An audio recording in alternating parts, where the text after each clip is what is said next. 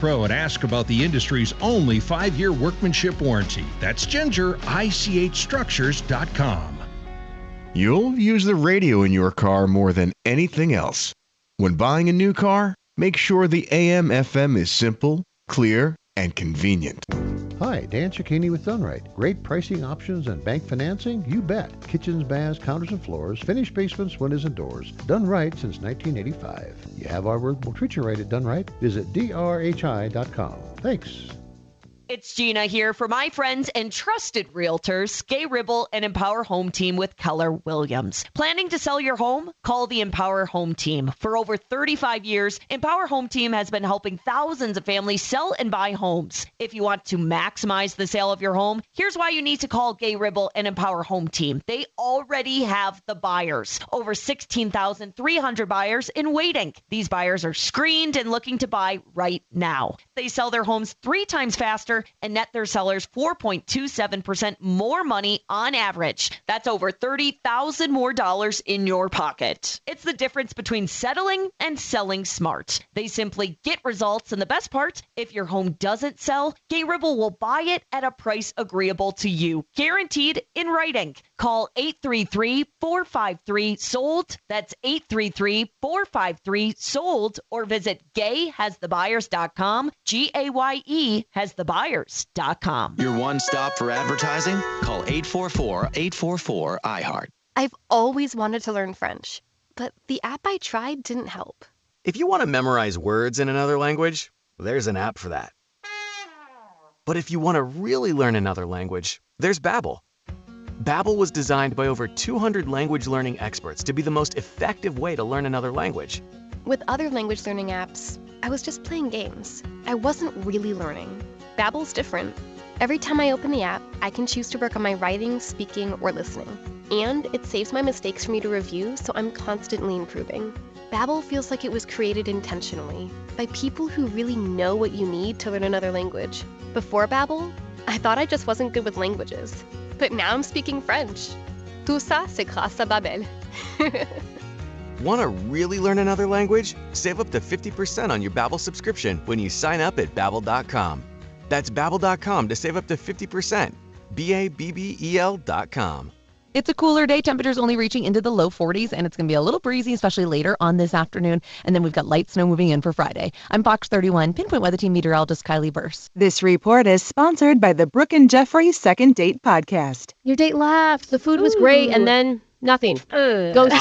Vanished. Witness protection? Oh, maybe. Perhaps? Yeah. We'll call them and get answers you may not want to hear. Yeah, it's Brooke and Jeffrey's Second Date Update on the iHeartRadio app, Apple Podcasts, or wherever you get your podcasts. KRFX HD2 Denver. KHOW Denver. This is 630 KHOW, Denver's talk station, an iHeartRadio station. Guaranteed human. ABC News, I'm Sherry Preston. The former Prince Andrew in police custody and under investigation for suspicion of misconduct in public office. ABC Chief International Correspondent James Longman is outside Buckingham Palace. Thames Valley Police, the police here in the UK, put out a statement. They haven't named him specifically, but they are saying a man in his 60s has been arrested. As part of the investigation, they say we have today arrested a man in his 60s from Norfolk on suspicion of misconduct in public office and are carrying out searches at addresses in Berkshire and Norfolk. They say the man remains in police custody at this time. They are not, like I say, naming Andrew, but we know that it is him. President Trump's Board of Peace meeting today in Washington. The president announcing the 9 members have agreed to pledge $7 billion toward the rebuilding of Gaza. The Commission of Fine Arts, a panel made up entirely of President Trump's appointees, has unanimously approved his proposal to build a ballroom larger than the White House itself. This is ABC News. The U.S. Commission of Fine Arts, a panel made up entirely of people appointed by President Trump, has unanimously approved President Trump's ballroom proposal. At the panel's January meeting, some commissioners questioned the immense design and scale of the project because the ballroom will dwarf the White House itself. Now all the members are fully on board. The NYPD, known for many things, including the rescue of a bald eagle in one of New York's most famous rivers. ABC's Dave Packer has the story. Officers say they were surveying the ice on the Hudson River Tuesday when they saw it. A bald eagle trapped on a sheet of ice and bleeding from its wing. It's not the type of thing officers see every day, but they improvised. Officer Mike Russo. We put a plan together. We used a catch noose to kind of subdue its wings from flapping and its claws. The bird was brought on board and taken to a sanctuary in New Jersey for treatment, where it's said to be in very serious condition. Dave Packer, ABC News, New York. I'm Sherry Preston, ABC News. What I know about courage, I learned from my adoptive mom. She said sometimes you just gotta hold on and know we'll get through this. Mom, we are so high up. Hold my hand. No, you hold my hand. Here we go. Learn about adopting a teen from foster care. You can't imagine the reward. Visit adoptuskids.org to find out more. I learned patience from my adoptive dad. All he had to say was, "Hey, you got this. Just breathe." Hey, we're pretty good. Yeah. Might have to start a band. I got it. Learn about adopting a teen from foster care. You can't imagine the reward. Visit adoptuskids.org to find out more. This message is brought to you by Adopt US Kids, the U.S. Department of Health and Human Services, and the Ad Council. KHOW News Time, 10:03. A local group launching a redistricting effort that would favor Democrats in Colorado. Coloradans for a level playing field filed 4 different versions for a ballot initiative with the aim of creating a new House map for the 2028 and 2030 elections. The move would allow them to go around the state's independent redistricting commission until after the 2030 U.S. Census. And Colorado's leading another lawsuit against Trump administration policies, this one having to do with energy. The lawsuit challenges administration decisions to terminate $8 billion in energy and infrastructure awards nationwide, including $600 million in Colorado. Attorney General Phil Weiser calls it part of the Trump revenge campaign and says only Congress has the power to direct federal dollars, and the president has no power to undo congressionally mandated spending on his own. This is the 54th lawsuit Weiser has filed against the Trump administration. That's reporter Chad Bauer, and I'm Brenda Stewart. Now, Impact Traffic. Yeah, we're not doing too badly here in the city. There is one crash for anyone that may be traveling south out of Castle Rock. It's at Toma Road, just south of the Castle Rock area. Got a couple of lanes blocked, and we do have a pretty hefty backup that's been forming. I-25 north out of the Tech Center from Arapahoe up to Yale, sluggish with an accident off to the side. And the east side of I-70 still jamming up quite a bit. It's all construction there around E-470 for westbounders. With traffic, I'm Jonathan Steele. This report is sponsored by the White House Briefing Room Podcast with John Decker. I'm John Decker. Join me weekdays for 15 minutes of no-spin White House coverage, straight from the press briefing room. Subscribe now to the White House Briefing Room on the iHeartRadio app or wherever you get your podcasts. We say it every year. This is going to be my year, but we don't really do anything to make that happen. So make 2026 the year you finally put you first and reclaim your body. Don't let pain and stiffness keep you from living your best life. Regenerative therapies at Regen Revolution target the root cause of your pain by rebuilding tissue, easing pain, and restoring movement naturally. Talk to them about hormone replacement that can make you feel like yourself again, a minor incontinence treatment that actually works, and a core strengthening program that isn't about sit-ups, but it's not all about your body. The new ExoMind treatment uses advanced, non-invasive brain stimulation to improve mood, focus, and emotional resilience, helping reduce brain fog, boost clarity, and support better sleep without medication or downtime. Regen Revolution is my secret to feeling and looking great. So if you've been thinking about upping your health game, this is where you want to be. Call 303-292-9992 for a free consultation. That's 303-292-9992 for Regen Revolution. Trajan Wealth, your trusted local fiduciary advisors. TrajanWealth.com. Here's what's happening. British police are conducting a raid on the home of former Prince Andrew. Called the Border Peace. An easy word to say, but a hard word to produce. Check in often. A lot of this is clearly political. I'm trying to find her. 630 KHOW in your car. On my way to work in the morning. And wherever you go. On my phone when I'm walking the dogs. It's now easier than ever. You can now set Denver's talk station as a preset. Awesome, doing it now. On the free iHeartRadio app. Yeah. Ripped off, news. You need advice so you don't have to lose. We'll come running just as fast as we can. Troubleshooter's gonna help the common man. This is the Troubleshooter Show. Now, Tom Martino. That's me, and I am so happy to be here. Thank you very much. Thank God I'm alive, as I like saying. And life is sweeter. I was thinking about that in the shower. You know, every day is sweet. So welcome. Hey, here's the deal. If you have a problem, question, or complaint, today's a great show for you. You can call. We have experts in the studio. I'm going to bring up the studio as well. If you want to say hello, let me just, if you're streaming the show, we have guests like Stephanie Thomas, and she's from Colorado Springs. She does real estate. And Stephanie, you're with you're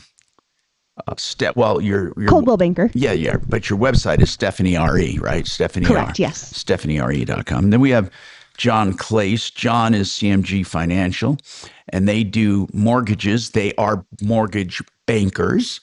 And they're not brokers, although there's nothing wrong with brokers. He's a banker. They do also reverse loans. We can talk about those, or regular home loans as well. And then we have Ugly Frank Duran, therealestateman.com. And Frankie, thanks. Nice seeing you. You look great as always. Tom, my mom tells me I'm pretty. You are. Anyway, Frank, I love dealing with Frank. I've dealt with him for years and years. And then, of course, my brother from another mother, or my son, or whoever you, or my compadre. Let's go with better looking brother. Yeah, okay, better look. Marc Mager. So before we get started, Marc, anything on your mind? Man, yeah, I'll tell you something. And a lot of people might not know this. I don't know what news they follow, but this buildup by Iran is the largest buildup we have done, possibly in history in that area of the world. But it's crazy, man. We have striker groups coming out there. If something doesn't happen there in the next week, I would be shocked. Do you think it's a show of force? Just a show of force, or do you think he means too many assets to be just a show of force?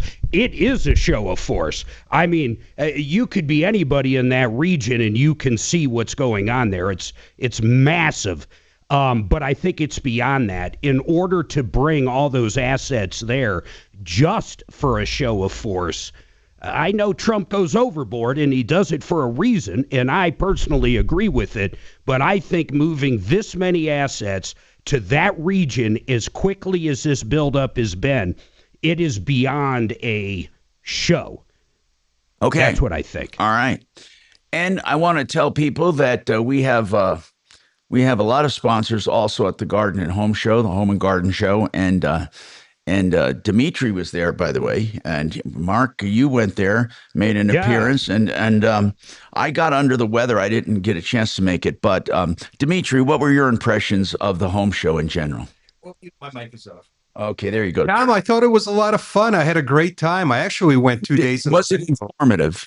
Yeah, it was. And it still is, right? Isn't it still going? Yeah, I think it goes into 20-something. I can't remember, but it's got several more days to go.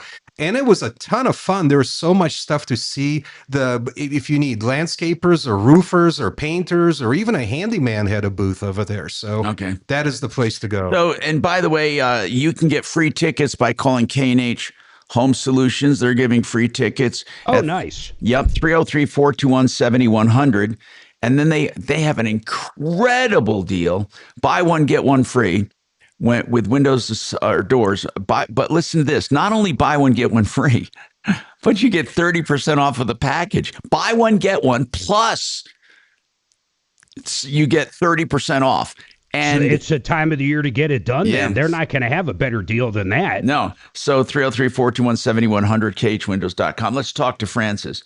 Hey, Francis, welcome to the show. Thank you for calling. What's going on with you, Francis? I have a lot of bills, and I would like to know about consolidation. Okay. Now, many times bill consolidation works if you do it the way it's supposed to be done, meaning you pay off your bills but you don't run them up again while you're feeling the relief. But I need to ask the nature of your bills first, Frances. How much debt are you in? $35,000. And is it mostly credit cards? Yes, like Home Depot and Lowe's. How about your assets, if you don't mind? Like, do you own a house? Do you own a car? Yeah, and then income. And okay, what do you own, Frances? I have a house, but I have a reverse mortgage on it. You do? Wow. I got that in 2007. Do you have any equity on your house, or is it all loaned up? Do you know? I think there is still some equity. Now, did you get all of the money out of that reverse loan that you have? In other words, how much did you get out of that reverse loan? $102,000, I think. What did you do with that money, Frances? Did stuff around the house. It sounds like I put in a new I'm just saying, it sounds like you spend money. I mean, you went through 100. When did you get that $100,000? How long ago? In 2007. How about income? Do you have income right now? I retired 3 years ago. So what is it? Just Social Security? Tom, you know where I'm going. Yeah. Yes. There is no reason. And how much equity, if you had to guess? Do you have under $200,000 in equity in the house, if any? And I don't even. think it matters, In other words, frankly. how much do you owe on your house right now? Do you know how much? The reverse mortgage. Yeah. Do you know how much it is right now? The balance. $200 and some $1,000. What's your house worth if you had to sell it? We were told it was worth $600 and some thousand. Yeah, that's what I was afraid of, Mark. Yeah, but it doesn't matter. Think about John Clace. Let me ask you. You guys do reverse mortgages, and I haven't even told her this yet, but I don't understand why she would be looking for debt consolidation from what I've heard so far, Tom, because to me, she's a candidate for bankruptcy because everything is covered here. How would that work with the reverse mortgage? Yeah, John, if the reverse loan is only $200, let's say, and and the house is worth $600, let's just say it is. Does the reverse loan cover her in a bankruptcy where they can't make her sell it? It does, because with the reverses, that's why as long as it's a HECM and not, but they put in that extra lien on top of it, so it supersedes everything. So she has no in essence, she has no equity because she doesn't have a lot. What do they put 125% of the loan, or what do they do? Yeah, basically 125% of loan, and what it does, it just protects any other. So there's creditor to come after that house. So what it does. So basically, if she went bankrupt, she wouldn't lose her house because she has a reverse loan. And you can also keep regular mortgages out of bankruptcies. As long as that's keep making payments. not if you have $400,000 in equity. The trustee would make you sell it.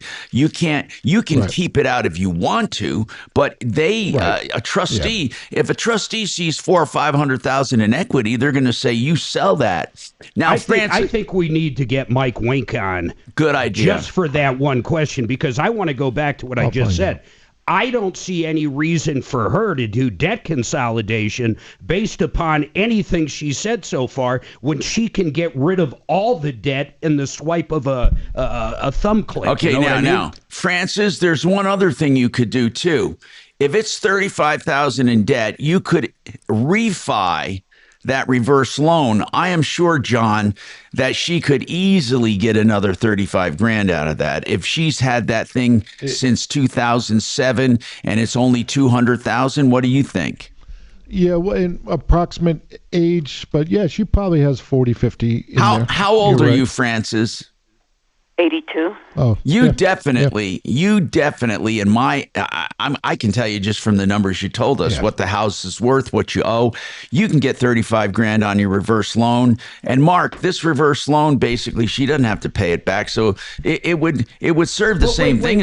Why not? Just I'm trying to pick your brain here, and I know we want to get Mike Wink on, but if she could simply get rid of that debt altogether, and not lose that $35,000 in equity, you're right. Why wouldn't you do it? You're right. At 82, John Clace, what do you think? What do you think? I want to make sure I'm correct on the bankruptcy with reverse, so I will find that out. But she could also send in her current HECM statement or reverse mortgage statement, and we can do an easy comparison there. That's a good idea. If she could send that to us or give us that information. And then we'll call Mike Wink as well, because in general, I'd like to know how they handle. Real quick, John, on a reverse mortgage, if she did happen, or if anybody calls you up for a reverse, and they did have a Chapter 7 or even a 13 within a few years or whatever, does that even matter, long as the equity's there and the income? As long as the equity's there and you've stayed current on your property taxes and homeowners insurance. So then it's still not a problem? It should, no. Okay, cool. Do that. Okay. And by the way, we have a lot to talk about because of our guests. If you have any real estate questions, home value questions, selling, buying, financing, all of that. It's a great topic today. We have a lot of experts. Plus, we'll take your calls on anything. And when it comes to, guess what? When it comes to furnaces, Renew Home Innovations, the lowest price. That's it. You want the best price. RenewHomeInnovations.com, 303-904-2000.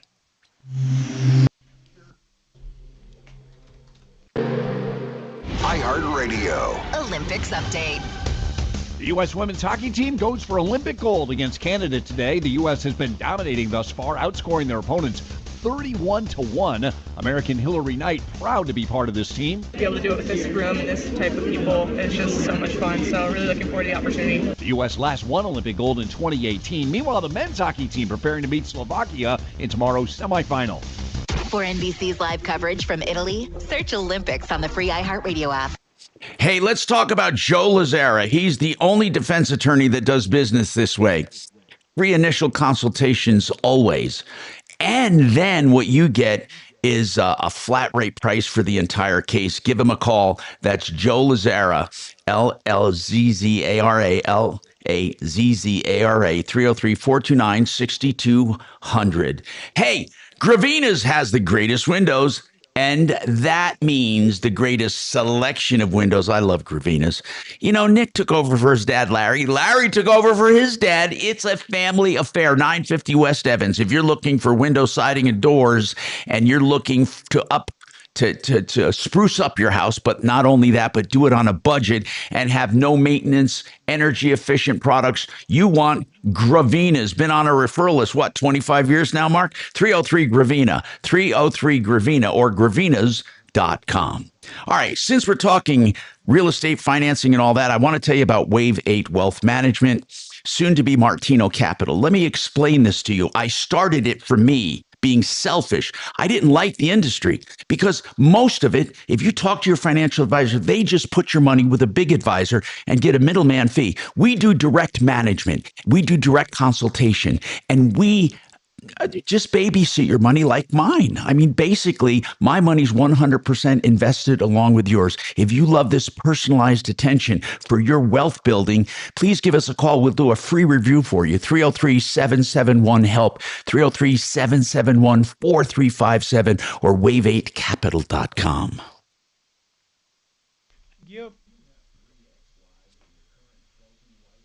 You saw what I did there. Okay, got it. There's a reason I did what I did. I always do what I do. There we go. Really? Really? You want to stand by that? Yeah, I do what I do. Hey, you know how those, once every couple of months, I miss when you say, put them on hold or thank you for your call. Yeah. Right up there. What kind of hint, what kind of code word could we have for you? Other than thank you for your call?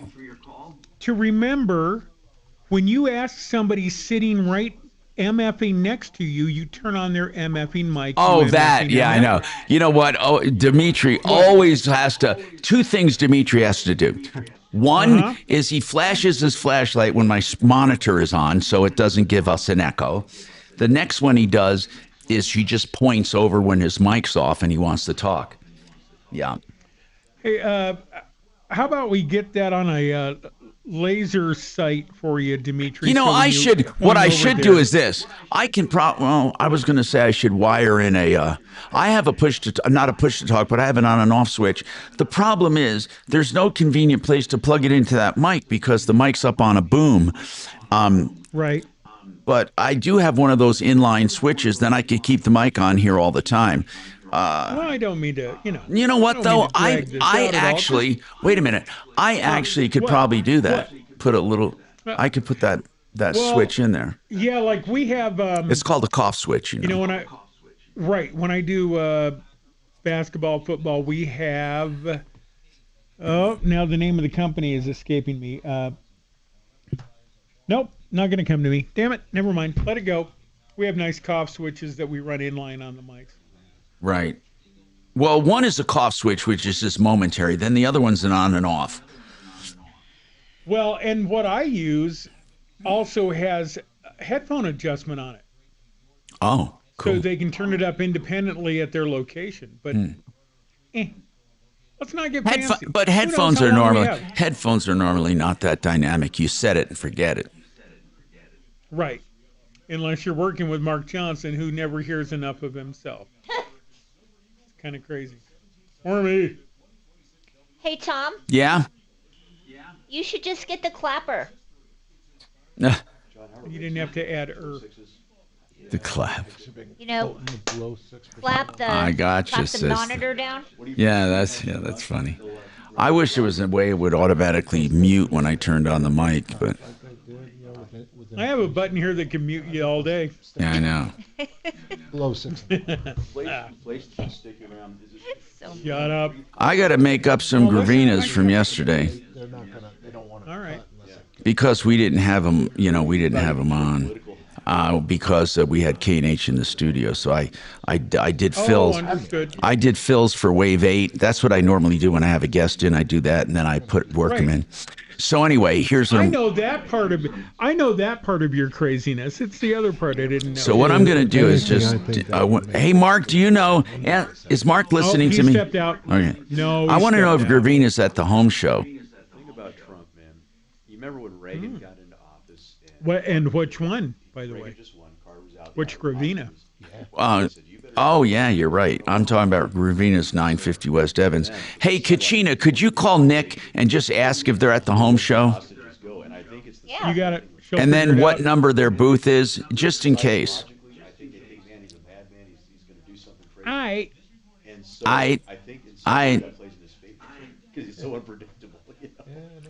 seconds away. I hate that word. Hey, Tom. Yeah. I forwarded you a bunch of stuff because at 12:45 today we're having a Florida Congresswoman on. Get your podcasts. Hey, I'm Tom Martino, your troubleshooter. Gravina's. Listen, I got to tell you, the Gravina's has some great selections. And one thing I want to tell you, because of their longevity, they stand behind their warranties. They have wonderful siding and 50 lines of windows. 50. Now, listen, when you talk 50 lines of windows, you know you're going to find a selection that is either for your dream home, your rental, or your fix and flip. Whatever you want, they have. 303 Gravina. 303 Gravina. Okay. Let's talk to Mike Wink, the Wink Law Firm. Mike does bankruptcies. And Mike, I'd love to talk to you about this one. France is 82 years old. She has a home with a reverse loan. Let's say, for argument's sake, the home is worth $600,000. The principal on the reverse loan is now $200,000. But as you know, they put a super lien on that house to cover them. So in a bankruptcy, when somebody has a reverse loan, does the trustee leave that house alone, even if there seems to be a lot of equity? No, it's the same analysis applies with a reverse mortgage or a regular mortgage. It's all about the amount of equity in the property when she files bankruptcy. Assuming she's been in the property over 3.5 years, she could protect $350,000 of home equity. It sounds like she has more than that. Oh my, yeah, but here's what I want to know: if she has a principal balance of about 200 and she can protect 350. That's $550,000. So if the house is worth $600,000, they're not going to go after her for $50,000, would they? When you think of selling, I think they would. Yeah, I think they would. Really? Yeah, I think they would. They get the realtor. Yeah, man. They get realtors to work for like 2% these days, and so they could definitely try to sell her home. I would definitely avoid Chapter 7 bankruptcy if I was her, assuming these numbers are accurate. Okay. Francis, just out of curiosity, how much do you know what your balance is on that reverse loan? Do you actually know what it is? You borrowed 200, or is that the balance? Oh, as of June the 30th, it was $236,746. Okay, so let's say $236,000. And how much? When I asked you how much your home is worth, are you going by the neighborhood? No, what they send us in the mail. You mean for your taxes? I don't know. We got a card the other day that told us how much our house was worth. Okay, what did they say it was worth about? I think it said $630,000. Yeah, that's not going to work. Yeah.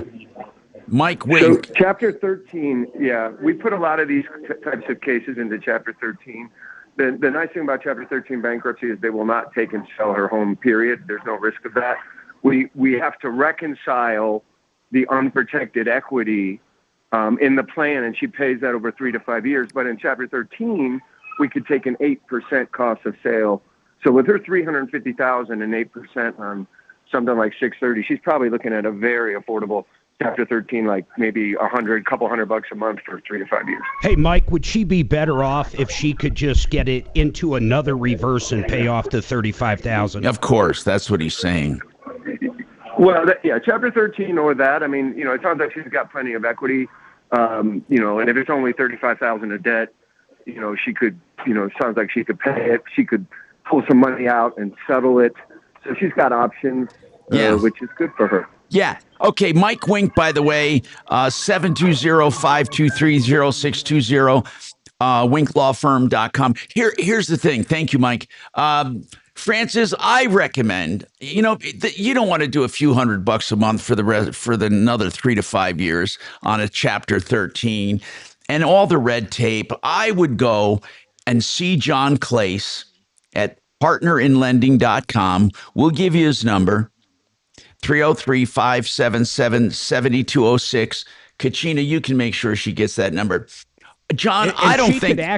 She could end up with some more cash out of her pocket or a line of credit from what it sounds like. Well, I don't know if that's good for her. She sounds to me like a spending addict. Francis, you got to watch yourself. Tell me what you spent all that credit card money on. You just give me, I'm going to be a counselor. This is like Home Depot, Lowe's, and Sam's. Yeah, but what the hell? So here's what I want to ask you. A very tough question. If you can get that $35,000 wiped off, you don't have to pay it. It goes on your reverse loan. So now you got a reverse loan, let's say of $300 or $350. You don't care because you got a reverse loan. You're 82 years old. Let's say you can pay off all your credit card debt and have a little left over in a line of credit. Can you control your spending, or do you find yourself wanting to spend money all the time? No, not if I could get this cleared. I will definitely do less spending. How old is your house? I don't know. Wait a minute. I think they said it was 2000. Wait a minute. I need to check and see. Just curious. That's not that important. I mean, it doesn't need a lot of maintenance, does it? 56. Oh, 56 years old. Oh, does it need a lot of maintenance? No, because we've painted the outside of the house and we've kept it up. And who's we? The inside is who's we? My son and I. My son and I. How old is your... And it sounds like some of those credit card bills were spent on the house. Yeah. Yes. But here's what I would do, Francis. I would do a line of credit. I would get as much as I could in a line of credit for emergencies. I wouldn't touch it. I'd pay off the 35, and then I'd leave the rest sitting there. And that would give you a slush fund if you needed it. Now, your son understands that this reverse loan is eating up a lot of his inheritance, right? Yes. Okay. But he lives with you. How old is he? He's 60. He's 60. Is he working? Yeah. Right now, no, because he's sick. What's wrong with him? He's got a few things wrong with him. Like, he's not freeloading off of you, is he? Oh, no. He helps in the house. Good. And he fixes things here and there. Good, and he takes does all the laundry. I don't even know how to work the washer or the dryer. Okay. Was he ever married? No. So you don't have grandkids or anything like? Is he your only child? No, I have 2 others. Well, I had 3 others, but one of them passed away not too long ago. That's too bad. Well, Francis, we wish you the best. I want you to stay on hold, and Kachina will talk to you and give you the information for John. John, doesn't that sound like a doable thing? If let's just say that house is worth $650, and she owes $250 or she said $230. What do you think? It sounds to me like she's gonna, and she's 82 for God's sakes. At 82, she could probably get 50%, right? Probably. What question I would ask because of her debt is, have you been on time paying your property taxes this whole time? Oh, yes. They look at that. Okay. If you do that, and if you haven't been like delinquent on a lot of your bills, you've been keeping up on them so far on the credit cards? So far, yes. There's only one that's given me a pain in the butt, and that's the one to Sam's Club. Okay, well then this is the time you want to do it before you get late on. Now, John, why? I understood that they don't check credit. That you don't credit doesn't matter with the reverse. Is that different now? It is different now. Meaning, if you have been delinquent in the last 12 months on property tax and things like that, they do what they call a LISA, which is a set aside for your escrows and taxes. So, and a lot of times when we do these reverses, there's not enough equity to do the set aside because they have to set aside like 7 years for taxes and insurance. So they pay the taxes and insurance on that. So it eats into what you can get if you've been late on that. So credit does matter. Okay. Somewhat. And that's John Clay's partner in lending.com. I'm Tom Martino. Hey, you're listening to the Troubleshooter Show. You got a problem, a question, or complaint, give us a call. And it's 303-713-TALK, 303-713-8255. By the way, Genesis, somebody wanted to know who's the company we have that does mold detection and remediation. Genesis, of course, does GenesisTotalExteriors.com. But they also do mold remediation, okay? So in addition to everything else they do mold, and they do it the honest way. So that's GenesisTotalExteriors.com, 303-679-8509.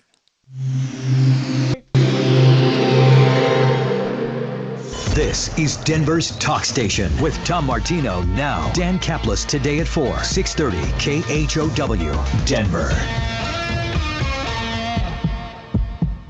Now, Impact Traffic.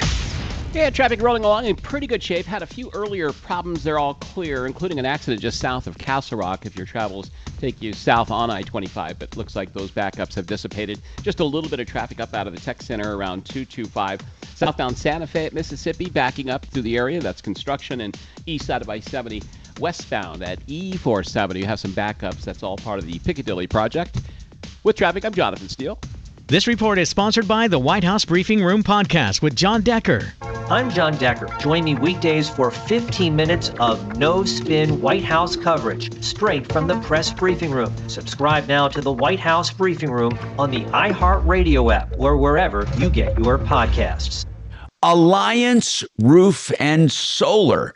Now, they used to be Red Rocks. Alliance does commercial solar systems. Now, listen up. Even if you're in a single-family home, you may be eligible if you rent that home out, or you have a home-based business, or an agribusiness, or, of course, if you have a normal business, if you have an apartment complex, if you have a warehouse, a factory. Why do we say you want a commercial system? Because government incentives can help pay for 70% of that system, and you can make money selling power back. Find out more, 303-704-2449. 303-704-2449. Alliance Roof and Solar, and the website is redrocksrs.com. She needs to get a new URL to match her new name. Is she still AOIVE? Baby, baby, bop, boom, bop, boom, boom, bop, boom, boom, boom, boom, boom. Mark looks very focused, very busy. What are you doing? Putting orders in. I forgot next week is a new radio month. Oh. Radio months are the craziest shit in the world. Think about this. The new month starts on whatever Monday is, 2/23. March starts. I thought Doc was coming over to my house. Is that why you changed the door code? Ah. Okay. And put down a drop cloth.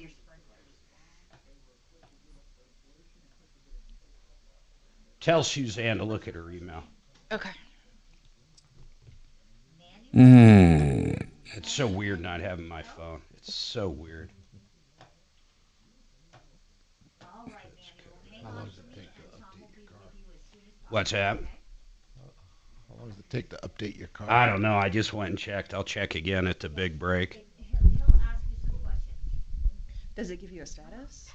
Yeah, it looks like it's close. It doesn't give you a percentage, but it shows a line. Uh-huh. But I can't tell where the line ends, so I don't know. Did you give her the thing with the deal and make sure that she's good?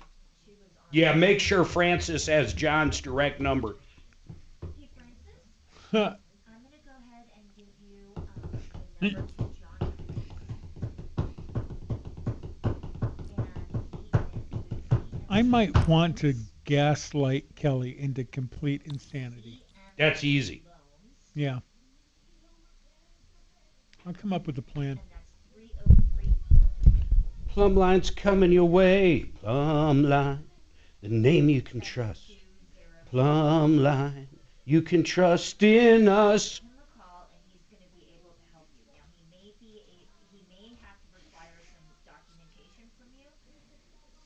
I'll just start, when I do your spots, John, I'll just start doing a jingle. I'll come up with the jingle. We'll make it sound just like plumb lines. We'll just change the words.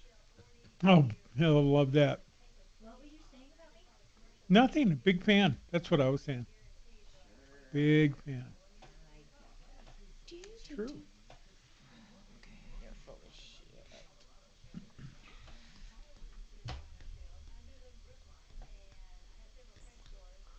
You may want to watch Wait Until Dark. Just kind of get ahead of whatever I'm going to do to you. Audrey Hepburn. Is that Alan Arkin? No, who's in that? Is there a Cary Grant situation? Forget. Why am I forgetting? Can't forget.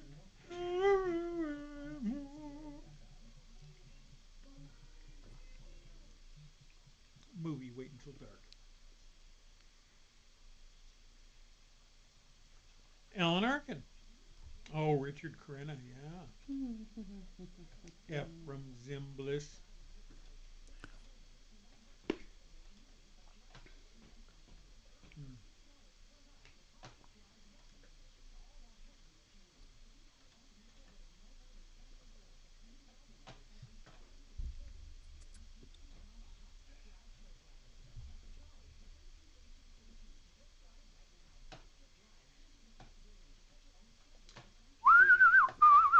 The name you can trust.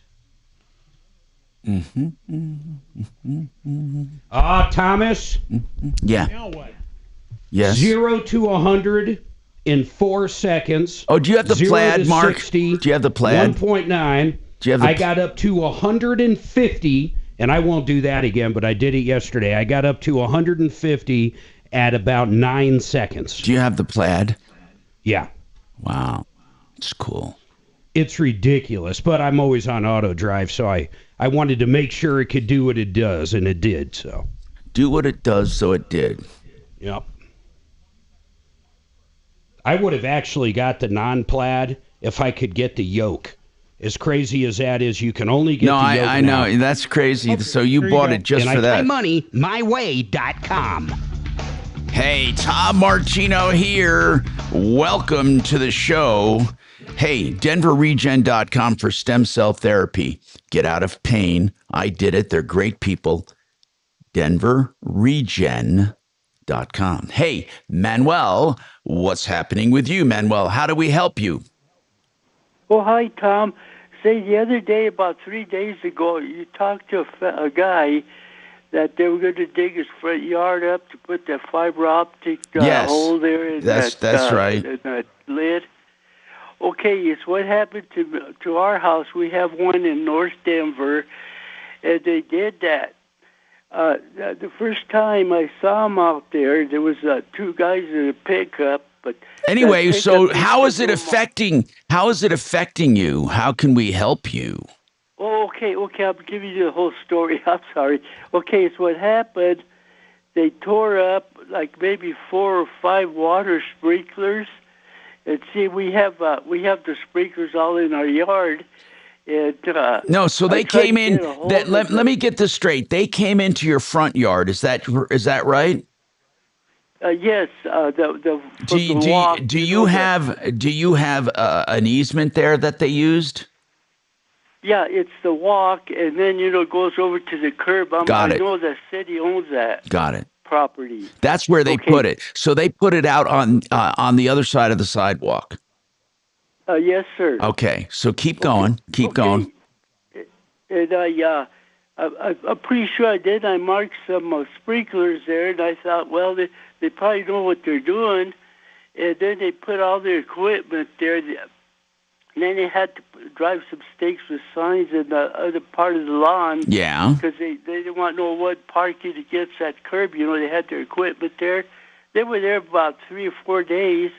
And then after they were done, well, we went to, turn the sprinklers on, and there was no pressure. The water was just... All right, so did they break, up. Manuel, did they break your sprinkler head out there? Yes, there was like 4 of them. 4 of them. And I don't know what else they broke Well, down if in the your bottom sprinklers are in a city right of way or an easement, that's really your responsibility. I hate to tell you that, but that's your responsibility. Now, they should take care and try not to do it, but sometimes, Manuel, it's impossible to dig it up without ruining those sprinkler heads. So you're talking about, let me get this straight. You have your front yard, then you have the sidewalk, then you have the piece, then you have that piece that they dug up. Yes, between the walk and the curb. Between the walk and the Or the curb. street. Yes, I got you. Yeah. Now, that is the city right of way. And if you have sprinkler heads in there and they dug them up, I think it's going to be on you to fix them. Mark, don't you agree? Oh, okay. Those city rights of way, we've had this happen before. And I really think I'm on solid ground here, Manuel. I think you're responsible for that. Did you ask them out of curiosity for courtesy if they would fix them? Did you ask them? Yes, this is what happened. The neighbor down the street, I talked to him, and he says he got to know that one of them, the one that did it. What's the name of the company that did it? Oh my gosh, I don't Okay. know. He gave me the number of a guy that came out. Well, I did see a guy that came out, and I had the card. Okay, well, tell me what did he say? Well, he says he was going to call him and tell him, and they're going to meet me and come and talk to me about the sprinklers. They never showed up, and I think the guy just wanted to protect them or just not tell me that it's not their fault, that I have to do it. It's kind of true, though. It's kind of true. Yeah. I'm sorry about that, Manuel. 303-713-TALK, 713-8255. What's on your mind today? We haven't talked to our experts much. I want to get to Stephanie.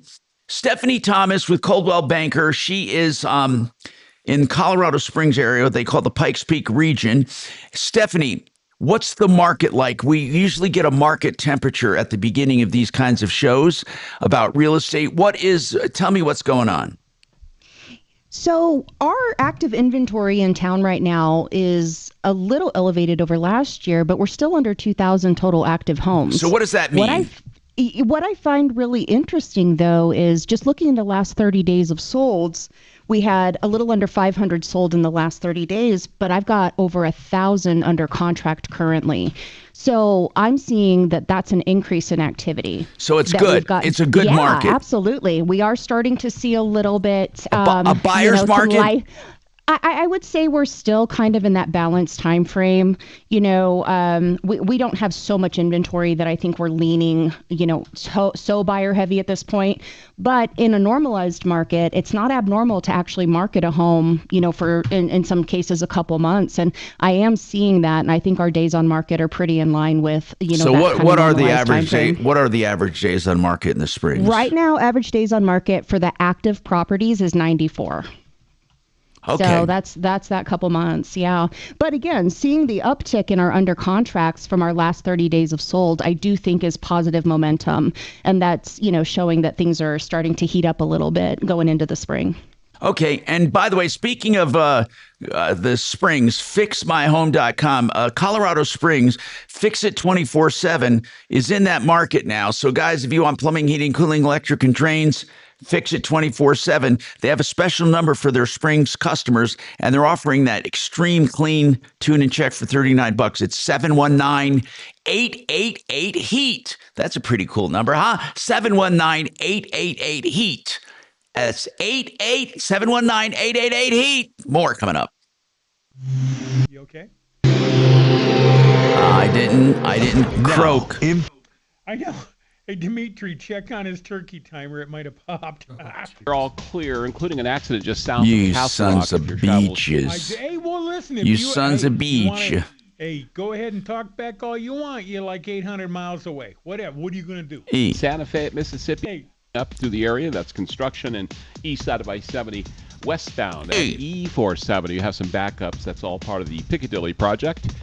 With traffic, I'm John. I'm going to fill right here. This report is sponsored by the Brooke and Jeffrey Second Date Podcast. We're doing date enough. laughed. The food was great, and then nothing. Ghosted, vanished. Witness protection? Oh, perhaps? maybe. Yeah. We'll call them and get answers you may not want to hear. Yeah, it's Brooke and Jeffrey's Second Date Update on the iHeartRadio app, Apple Podcasts, or wherever you get your podcasts. So people ask me, Tom, what do you mean personalized attention for investments? Don't you set them and forget them? Well, in some cases, you actually do. In fact, we sell no products. We don't burn and churn you. We do one flat fee for assets under management at Wave 8 Wealth Management, soon to be Martino Capital. That's my company. I started to help people with their investments directly. We have an investment committee. We employ artificial intelligence, market research, and all of the data and help you grow your nest egg. Find out more. A free review, and I mean that. If you're doing great, we'll let you know. 303-771-HELP, 771-4357. That's 303-771-HELP. Hey, speaking of help, if you want a steel building, I'll tell you who will help you. Great Western Buildings. They have a factory. Why do I emphasize that? Because when you call for a steel building, most of these salespeople tell you they're from a factory, and they're really not. But Great Western Buildings has a factory right here in Colorado, 120,000 square feet. And they serve all 50 states, direct to the consumer, 100% American steel, guaranteed for life. Give them a call, 303-495-5701, or go to greatwesternbuildings.com. Very nice. Okay. Are you guys seeing an uptick in 3.5 if you got to go do something. I'm going to go get cafe. Do you want some cafe, sir? Not right now, thank you. Your mic is on. Oh, thanks. Oh, now it's on. Now it's on.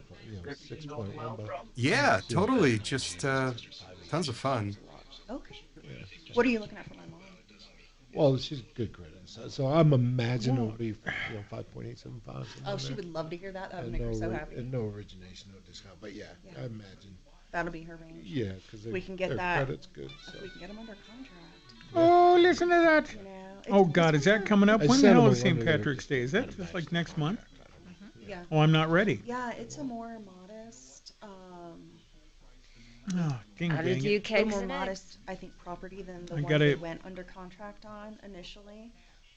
I'm But hanging with Sublime this It's time. definitely newer. So not. I don't practice Not Santeria. at least from what you can tell, it doesn't appear that so much work needs to be done. You know what I mean? And the thing with the other one that got wonky was the things like the seller who was an agent didn't want to didn't want to have a septic inspection, and like, well, it got pumped 4 years ago. Well, that doesn't mean anything to That's kind of a red flag. Yeah, that's what I said. Because it's really, if you're going to sell a house, I mean, that's part of the cost. Oh my gosh, absolutely. Well, and the thing is the guy picked it up and he more than doubled his price on it within like 2 weeks, and he slapped a coat of paint on it. So it was very shoddy, I guess would be the best word for that. I don't know. Major red flags for me. Yeah, when you get a price that big, and then he'll take. Now he'll. Very nice. 10% under. And Lots of red on the trip over. I'm not sure what he ended up doing, but I don't think he even budged in that kind of capacity. Great. I think she said that he ended up actually subdividing it all out, and then has it listed or listed it for quite a bit more, combined than what they were under contract on it. So, I mean, good for him. Hope that he can get it. Personally, I'm sitting there going like, he didn't want to. Well, I'm excited. I don't get inspection objection many vacations with anything that their inspector found, because he had it pre-inspected with his inspector, and like he wouldn't look at their inspector's reports. And there were a couple things on there, because she sent it all to me, that I was like, we really need an expert to get in and take a peek at this. A couple things that were throwing red flags. I'm going to do it again. I think we need to have this looked at. We really should request. One thing was a structural. I'm like, I really think you need to get a structural company to go and assess a couple things. Yeah. And the guy was like really adverse to. So, yeah. Ultimately, they loved the location, they loved the lot, but there were a lot of risks with that property, and which is ultimately why they ended up terminating on it. Because, I mean, I told him, I'm like, you could have big dollar repairs going on here, so you just need to know that. And you're paying top dollar. Yeah. Well, the guy had it in his mind because he had an investor ARV appraisal for $100,000 over his list price. So in his opinion, he wasn't going to budge because he felt like he was giving somebody $100,000 in equity. When realistically, I know what it appraised at because she shared the number with me, and it wasn't anywhere close. But did he do the repair? I don't think he did the work to get there, and that's what I told her. I said, I I don't know. I wasn't in that piece of it, so I'm like, I don't know the nuances. But my guess is he didn't do the full scope of repair that he had originally suggested with that ARV appraisal, which is why he's not hitting his numbers, or because like the stove wasn't functioning. I'm going, every investor that I've worked with in the past, even ones that were more. But firearms are forever. Hey, I'm Tom Martino, your troubleshooter. Welcome to the show. Talking real estate and home financing, and of course, anything else that you want. Just give us a call, shoot the breeze. Mark is a little shook up about the buildup near Iran. He says it's huge. And yesterday he brought up a topic on Meta. This teenage girl bringing the lawsuit. The parents are bringing it on her behalf. She says it addicted her. Instagram and Facebook addicted her, and it made her less of a woman, basically. She says she's damaged mentally. And you said, Mark, it's going to have far-reaching implications. You were concerned about it yesterday. We didn't get a chance to discuss it. Why does it concern you so much? Well, it's concern me personally, it does. And I think it does do a lot of damage to kids. You hop on there 11, 12 years old. I don't care, male or female. Yeah. I think it's very damaging to children, period. But it's going to change the internet. Right now, you can't really be held for responsible for things that other people put on your platform. And that's kind of what they're hiding behind. I think it's called 240. I forget the name of it. But interestingly, I don't know why this would be behind that wall, this firewall of protection. because we're talking about the algorithms that the company actually writes, not what other people are posting. Does that make sense? Yeah, I understand. So basically, though, let's just say, when you say it's going to change things, how? I mean, really, their algorithms, you can't control a company's algorithms or artificial intelligence. They wouldn't be able to. That's exactly what this would do. You think so? It would control it when it comes to kids. I mean, it really would. But isn't that really like, let's think about this. If AI is in the background, it's intellectual property, so is an algorithm. Isn't it kind of like controlling speech? Really think about this, Mark, or philosophy.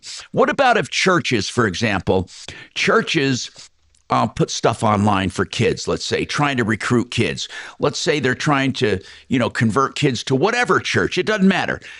The government could never get involved in that and say, you're not allowed to do that. So why wouldn't Facebook, for lack of a better term, why can't Facebook convert their people? Do you know what I'm saying? In a way, it's a conversion. It's a, hey, listen to us, or watch this, or watch that. If something else was brought up right now, it wasn't Section 240. It's Section 230 of the 1996 Communications Right, the Communications Act. Right. Yeah, and basically it's a safe harbor. So if I have a server, I know you understand this, Tom, but if I have a server and I allow people to save information on it, and someone saves child porn on it, or someone saves pictures of a murder or something that's illegal on there, I'm protected behind 230. I do not think these companies, and it's not just Facebook, YouTube, all of them, I do not think Section 230 is any form of protection right now for what's happening with kids, because in my opinion, they're targeting children. That's it. They're targeting them to become addicted to this product. What about advertising? Just like cigarettes. What about advertising that targets kids? Well, like what? They can't argue. You can't advertise cigarettes or alcohol towards kids. Of course, not alcohol and cigarettes, but you can. I guess rated R movies. I guess what I'm saying is, isn't it more of a freedom of speech issue with Facebook and Meta and all the other public? I don't think it's freedom of speech. Okay. No, we'll pick it up after All this. right. We got more coming up on the Troubleshooter Show, by the way. You stick around. We got experts to talk about real estate or whatever you want at 303 Martino. It's sad how these kids and how they're doing it. Oh, my God. There's kids that commit suicide off this stuff. Yeah, but you have can they change so much static. I can barely. A lot of stuff. It's going to open up a can of worms. It's crazy.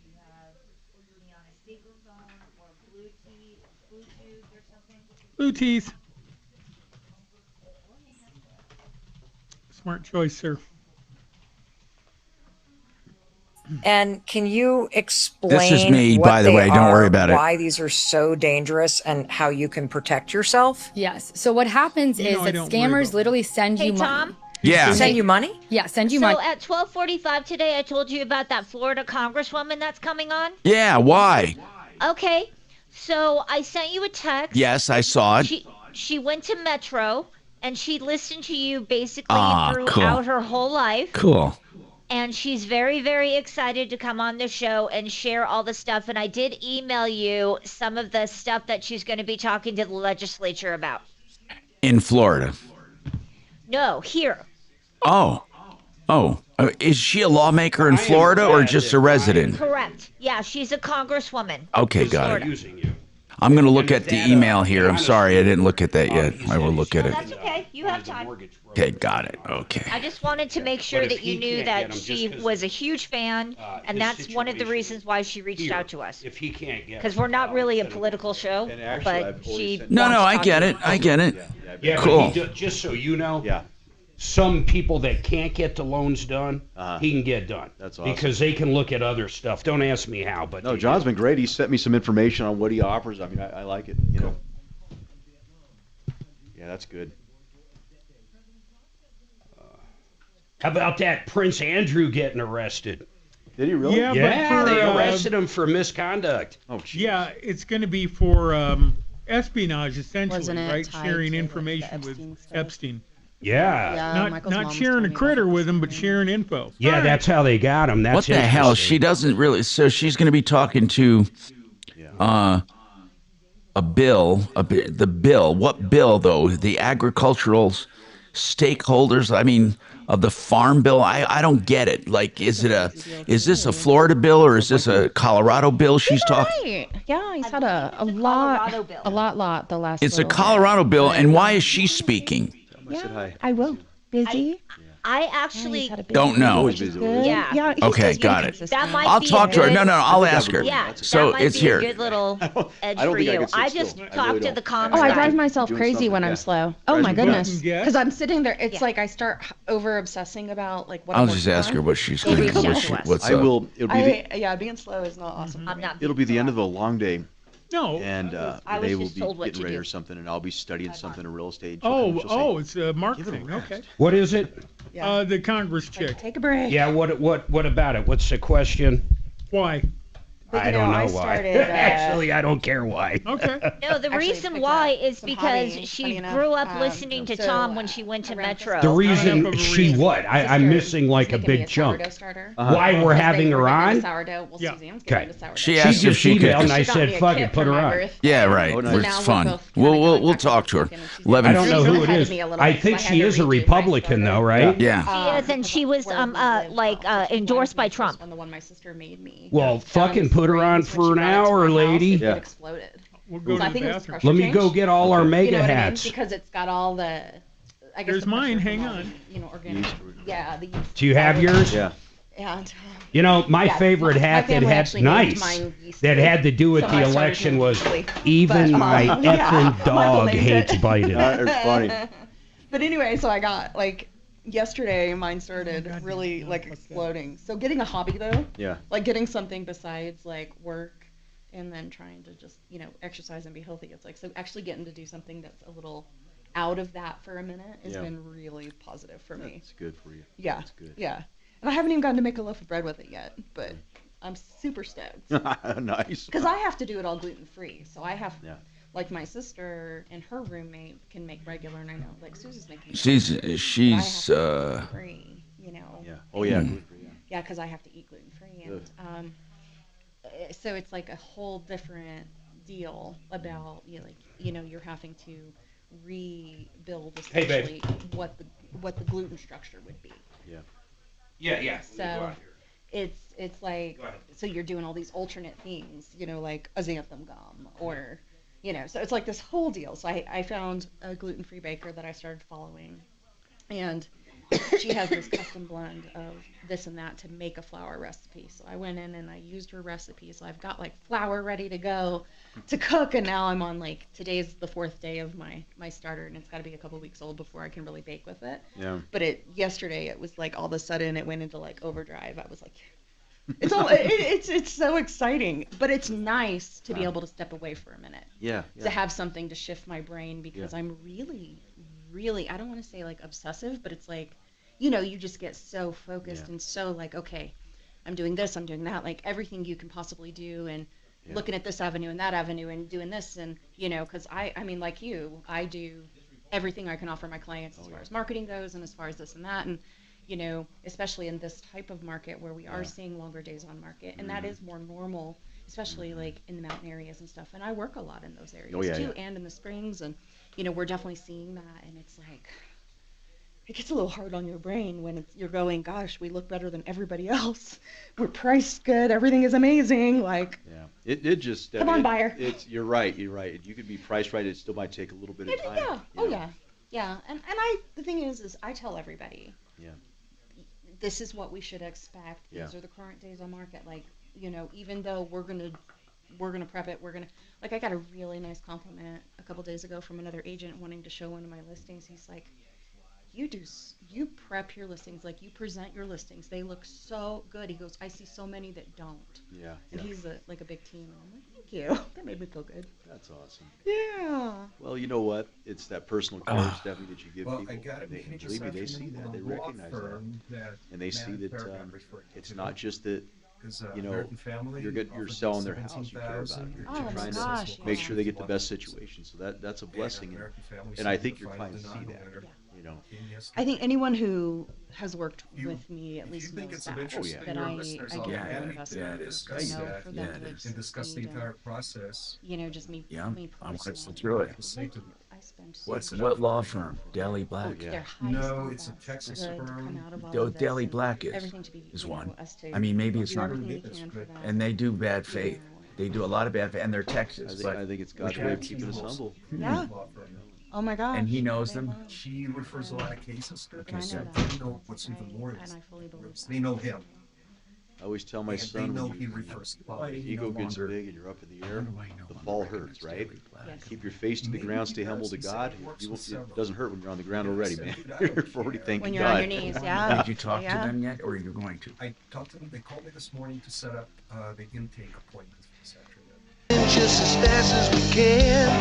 Troubleshooter's gonna help the common man. This is the Troubleshooter Show.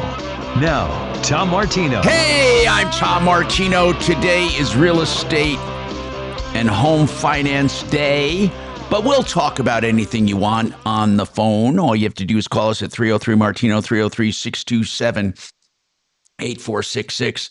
And I'll hand it over to Mark to introduce our studio guests today. If you're streaming, you'll see them on the split screen. Go ahead, Mark. Who do we have here? Mark is just stepping back Oh, okay. in. Okay. That's okay. Well, and that was John Place. John Place is from partnerinlending.com. John does loan lending through CMG Financial. They're mortgage bankers. We have Stephanie Thomas with Coldwell Banker out of Colorado Springs. She's a real estate broker. We have Frank Duran, the realestateman.com. He's with Remax Alliance, and he's in the metro area. I asked Stephanie about the market in Colorado Springs, real estate. She said it's pretty balanced. Homes are moving, and it's picking up, basically. But it's pretty balanced. But it's going to take average days on market, Stephanie, if we can recap that, to sell a house. We're currently at 94 with our active inventory. How is that considering pre-COVID 90 days? Is that a lot, or is that about normal? I would say rule of thumb. So, what I've always, been told rule of thumb is if we're under 3 months of inventory, it's usually considered that seller's market. Okay. When we're in that 3 to 6 months of inventory, it's considered that balanced piece. And Good. when we start exceeding 6 months, that is where it indicates that it's a strong buyer's market. With any market, though, I think there are outside factors. The narrative about interest rates, that's been such a, big topic the last. Of course it is. A couple of years about how high things have gotten, but we've also started hearing that they are coming back down to, more of those historical kind of reasonable numbers. John was just giving me some numbers that actually didn't sound let's get some pretty numbers. bad there. So, let's get some numbers, John. Yeah, jump in on numbers. What are rates doing right now, John?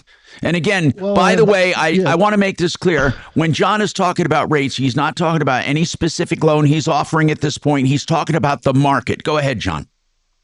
Yeah, like the Freddie Mac Fannie Mae rate was at 6.09 for this week, which is trending down pretty good. So you're able to see, that you can even get below that. Do you ever think we're going to see 5% or below ever again?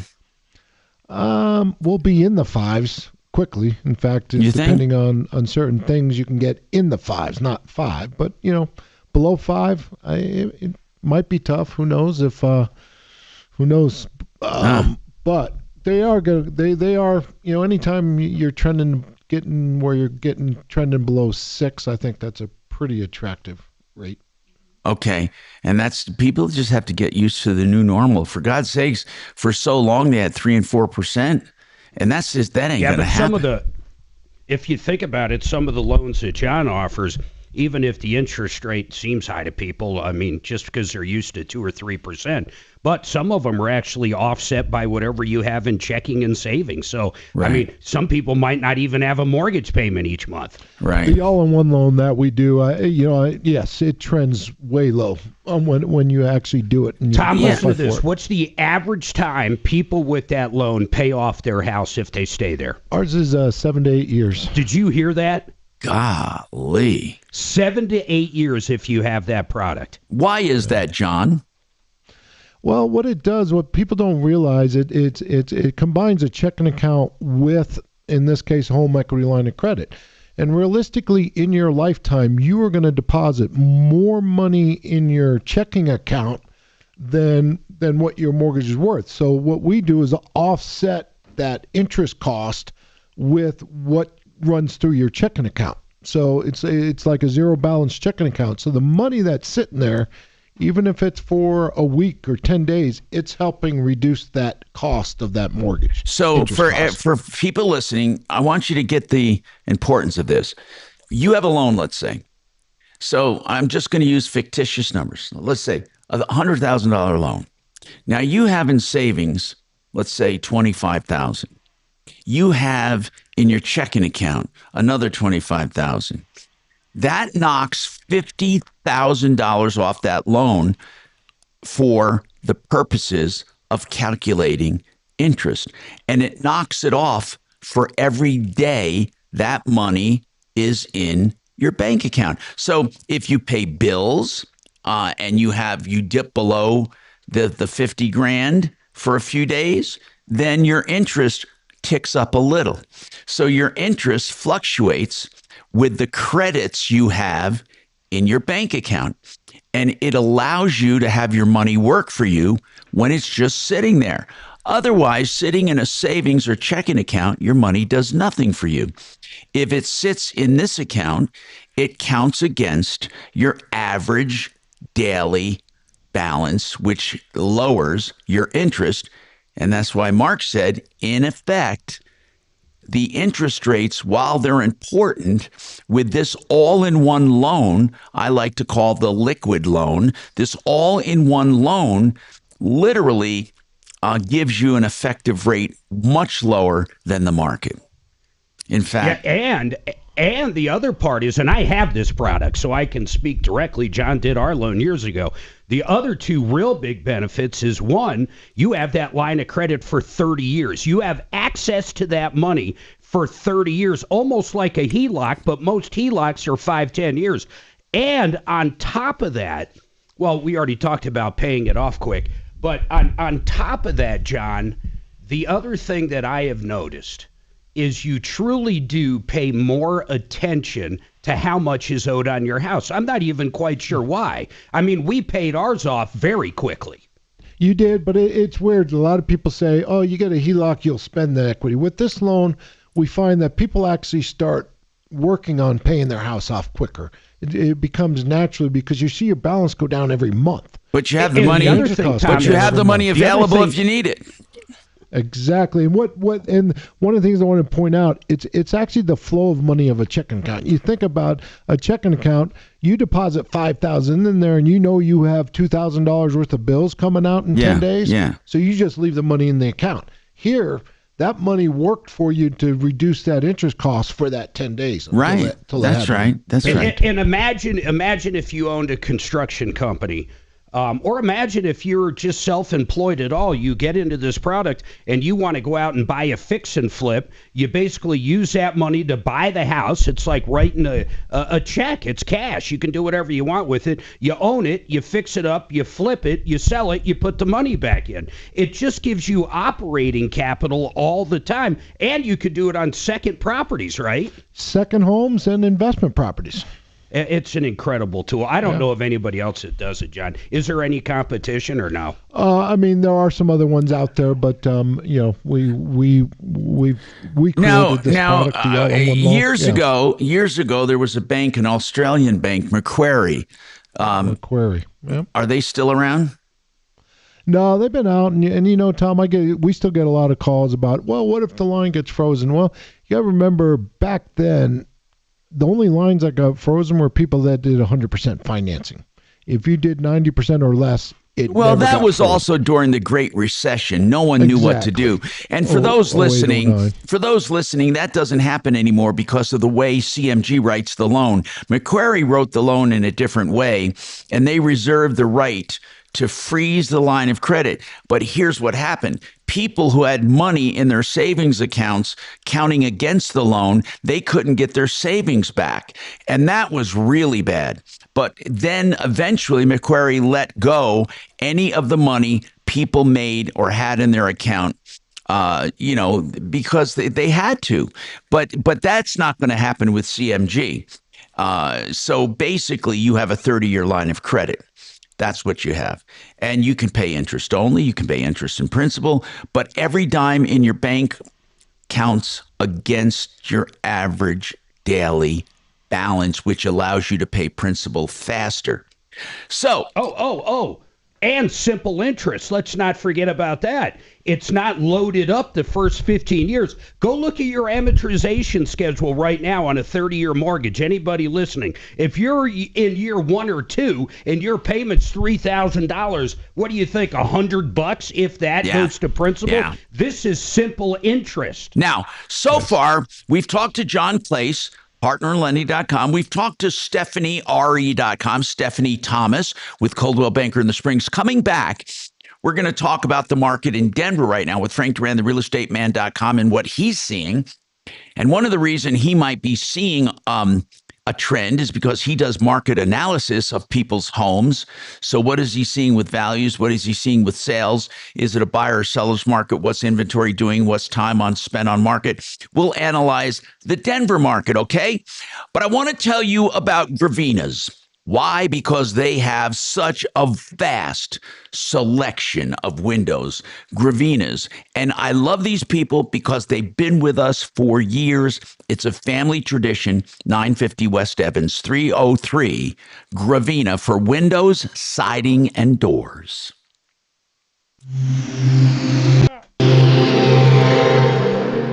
iHeartRadio. Olympics update.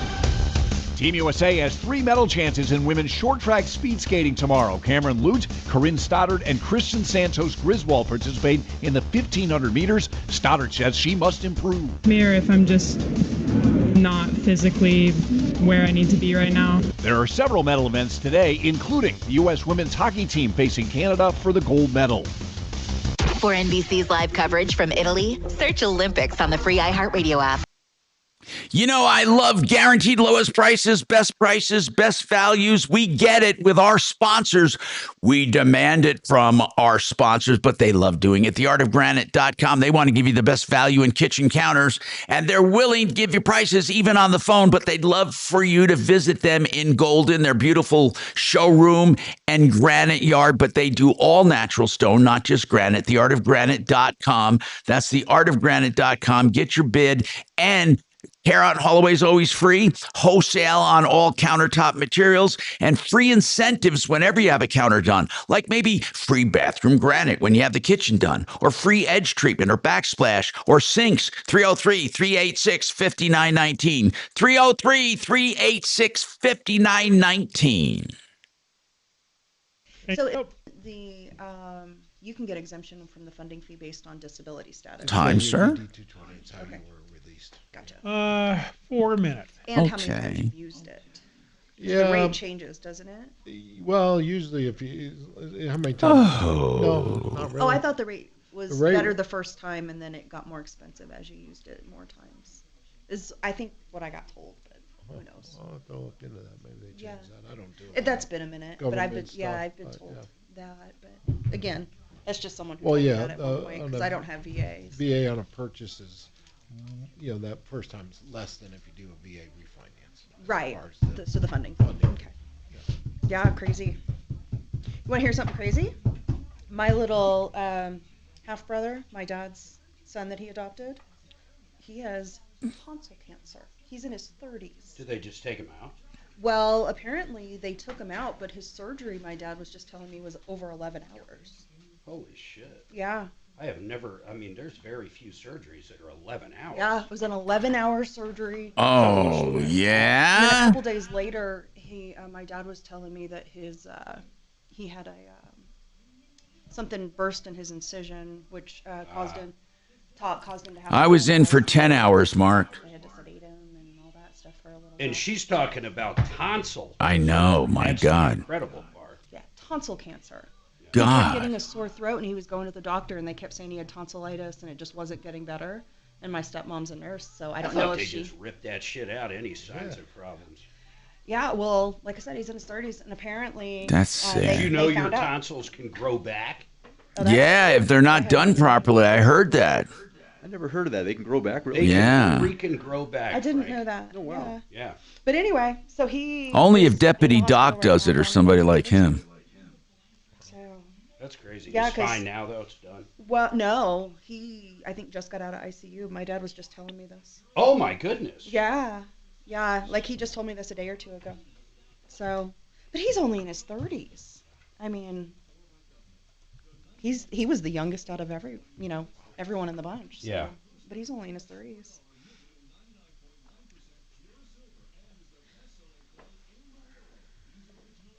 I was just telling him, Frank, my little half brother. Oh, bro, anytime. It was an 11-hour surgery. Let me- Yeah, my dad was just telling me this over the last couple days. Wow. Because he's down in the hospital right now. I've never heard of that. Honestly, I'd never heard of it either. Were they able to remove everything? I think they think they got clean margins, but at this point, they're still going to do, I think, radiation and stuff. What's his name? His name is Zach. I'll say a prayer for him. He's in there right now? Yeah, he's at the hospital right now. He's in MD Anderson. Yeah, like I said, I just checked with my dad. I guess we talked about it Saturday. Okay. That's a new one. I've never heard of it. And then we talked again this week. A couple days later, just checking out. Monday. Checked on him again Monday. Something else. Gee. Yeah, because he said he had a rupture in his incision. So he ended up he had a hematoma burst in his incision, and he ended up having to be put in ICU. And Thank God he's okay. We're looking. We're At least down. they caught it. We're At least there they all caught next it. week. Yeah, it was a crazy deal. We are there all next week. So. We've got 5 we're looking at. How's the weather down there this time of year? It's good. Strangely enough, it's going to be nicer here. Generally speaking, though, it's completely opposite. Yeah. We won't have snow anymore. I mean, if they might get a flurry, and they really don't get above 90, but it's a hot 90. The humidity.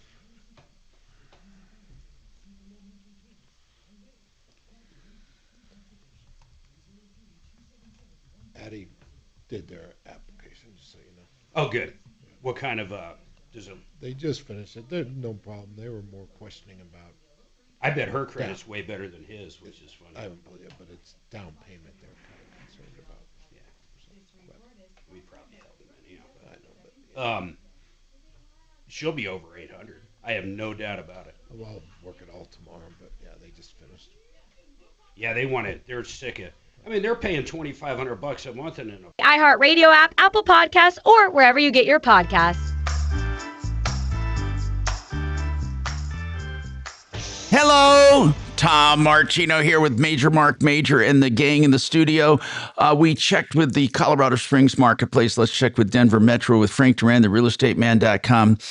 Frank, how is Denver? Let's talk days on market. Let's talk activity, inventory, the whole shooting match. Give us a report on the Denver Metro real estate market, sir. Tom, good morning. I am seeing activity. I'll tell you what, while we've been on the air in the last hour, I just put a home under contract. We only had it on the market for 6 days. 2 competing offers priced just under $1 million.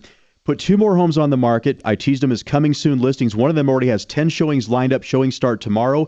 Got a sight unseen offer. I see activity in all price points. Wow. Median Tell price me what's is down going just on. slightly. What's going on? I mean, is it pre-COVID? Are we looking at a screaming market? Low interest, like it was with low interest rates? Is it back?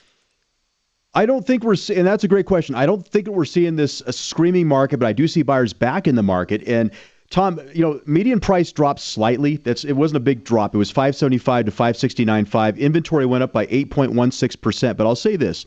We're seeing pickup in the market, and I would not be surprised now heading into the next DMAR report here in a couple of weeks. We're going to see median price maybe go up a little bit and activity in terms of days on market down a little bit. So last month it was about 71 days on market average for the single-family homes, and the attached properties around 85 days on market. Okay. What are you hearing from buyers? If Do you have people, or from sellers or from the market, interest rate sensitivity, income, jobs, economy? What are they saying? Well, interest rates have been down just a little bit. John could tell us about that part, but I'll say this. I see more optimism in the market. The only place I see a little bit of a struggle, Tom, in reality is the condo segment. I knew you were going to say that.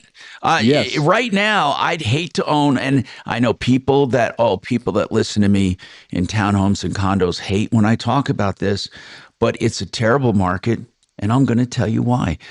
You think insurance is tough in a single-family home. You figure that out in a giant condo complex or in a big townhome complex. They have to worry about insurance companies insuring them at all, let alone having high deductibles. But I'm going to tell you something. You have situations where if you own a condo, you're going to be, every time there's a storm and there's an assessment, you're going to be out of pocket 10 or 15 grand. Look, even your own personal insurance that might cover loss assessment, they're going to cancel you if you get a claim. So it's a terrible market, Mark. I mean, it's a terrible market, Frank, because of this insurance thing. I mean, and not only that, but many of the projects have deferred maintenance. So we're getting to a point in 2026 where a lot of these projects have been around a while. And this is something that's not covered by insurance. So let's say you have to redo the parking lot or the railings or painting or whatever they're doing, not because of an insurance loss, but just normal maintenance. You would likely be assessed because HOAs are in an untenable position. They're forced, or they're not just forced, but they're harangued into keeping HOA fees lower. When HOA fees are lower, they can't build up surplus. And if they can't build up surplus, then when they have to do a maintenance project like the swimming pool, the clubhouse, the parking lot, the fences, the railings, the steps, the concrete, the siding, whatever, they don't have the reserves. And what happens? They assess the owners. Frank, that's what you're finding. So what are people doing in condos and townhomes? What are they doing? Are they holding on to them? Are they selling them for less money? Is it maybe an opportunist says, you know what? I'm willing to take that gamble if I can have a place of my own. What are you finding, Frank? Well, Tom, I'll tell you, it's ironic you bring that up. I have a very good client of mine. I think the world of this person, and he owns several condos. And I had a candid conversation. I said, look, if you need a certain price and the market's not there right now, and you can hold on to this condo, you may be better just renting it out or keeping it as a rental versus if you can't get the price you want. Because right now, with all the inventory on the market, the price he was hoping to get is just not there right now. And that's just shooting straight and being honest with him. But see, he has that option to keep good renters in there. And even though the rental market is not the easiest in Colorado, he's had good success with it. Okay, or people that are living in it can just continue living in it even if they want to move. Yes. But what about, do you have buyers who might take advantage of the lower market of the or are you finding not? Are you finding buyers shying away? Well, Tom, they're definitely taking advantage of it because I'll tell you this much. Buyers, about 4 years ago, you'd give them a list of properties that meet their criteria, and there might be 4 homes that come up, and that's it. There was no inventory. Now you send them a list, and there's like 55 homes, and they're like, wow, we could afford to be picky. And we find that many of those homes we're negotiating for our buyers, the sellers are getting more flexible in terms of paying towards closing costs or interest rate buy down. So that's working out well for the buyers. So although rates, still low sixes right now, some of them are even doing buy downs where they're getting better interest rates and also getting their closing costs paid. So it's working out pretty well for buyers, but I also see it more balanced on both sides of the fence, Tom. But as far as buyers saying, hey, Frank, we can't afford a lot, do you find yourself maybe talking to them about condos and townhomes? We certainly bring it up, but I also give them the pros and cons. I don't want them to think, gee, just because this home's priced at $250,000, oh, it's a great deal. I explained to them, we have to think long term too, guys. We have to think long term. Let's look at those meetings minutes. Let's see if there's any special assessments. Some of these we're running into where there was a trip and fall on one of them, where there's a lawsuit now, a potential lawsuit, and we have to think long term. What happens if they decide to hike those HOA payments up? So don't just think what the HOA payment is today. Let's think in the next 2-3 years. What if they go up? Are you going to be able to afford this? See, and here's the other thing. Even if they aren't high, like Frank said, you got to look at what they could be, or as a consequence of them having low HOA fees, do they have surpluses? So when you go to buy a condo, you have to, whether it's Colorado Springs, Denver, or wherever, you have to look at more than the condo. So many times we do due diligence with the unit. We want to know about the unit. We want to know about the plumbing, the heating, the walls, the unit. We want to know about the bylaws. We don't, however, inspect the project, as Mark said. I mean, I'm sorry, why Frank, as Frank said, we want to inspect the minutes of the meetings. We want to know what is coming up. We should also have an inspector, and I mean this, Frank, not only inspect the condo, but do a general walk around of the project. Because if that parking lot, and I just use parking lots as an example, but we had one case where not only did the parking lot have to be redone, but the metal railings all had to be refinished. The railings and the stairs. And that was a tremendous expense. So you have to have an inspector do a general walk around of the project, because those expenses will be partly your expense. It's not like the HOA is someone else. You are the HOA. If the HOA doesn't have a surplus, you can't complain that the HOA doesn't have a surplus. The reason they don't have a surplus is because of what you're paying in your monthly payments. You know, the dumbest people I have ever seen in my life, I brought this up and I keep bringing it up, but Channel 7 was doing a story about HOA fees, and people who own condos were out protesting against their HOA. And they were saying, no more assessments. No more assessments. Now think about this. What's wrong with that picture? They're protesting. They're owners. And they're saying, no more assessments. Okay, let me give you an exact situation. It would be the same as a homeowner saying no more, out in front of their own house, saying no more expenses, no more expenses, no more maintenance, no more upkeep, no more repairs. Who the hell cares if I don't want it? If I own it, I have to inherit my part. So it's so stupid for a homeowner to go out and say no more roof repairs or no more maintenance. That's what they're doing. Who are they protesting against? Themselves? They own a condo in a project that needs a parking lot or that needs work done. Who are they mad at?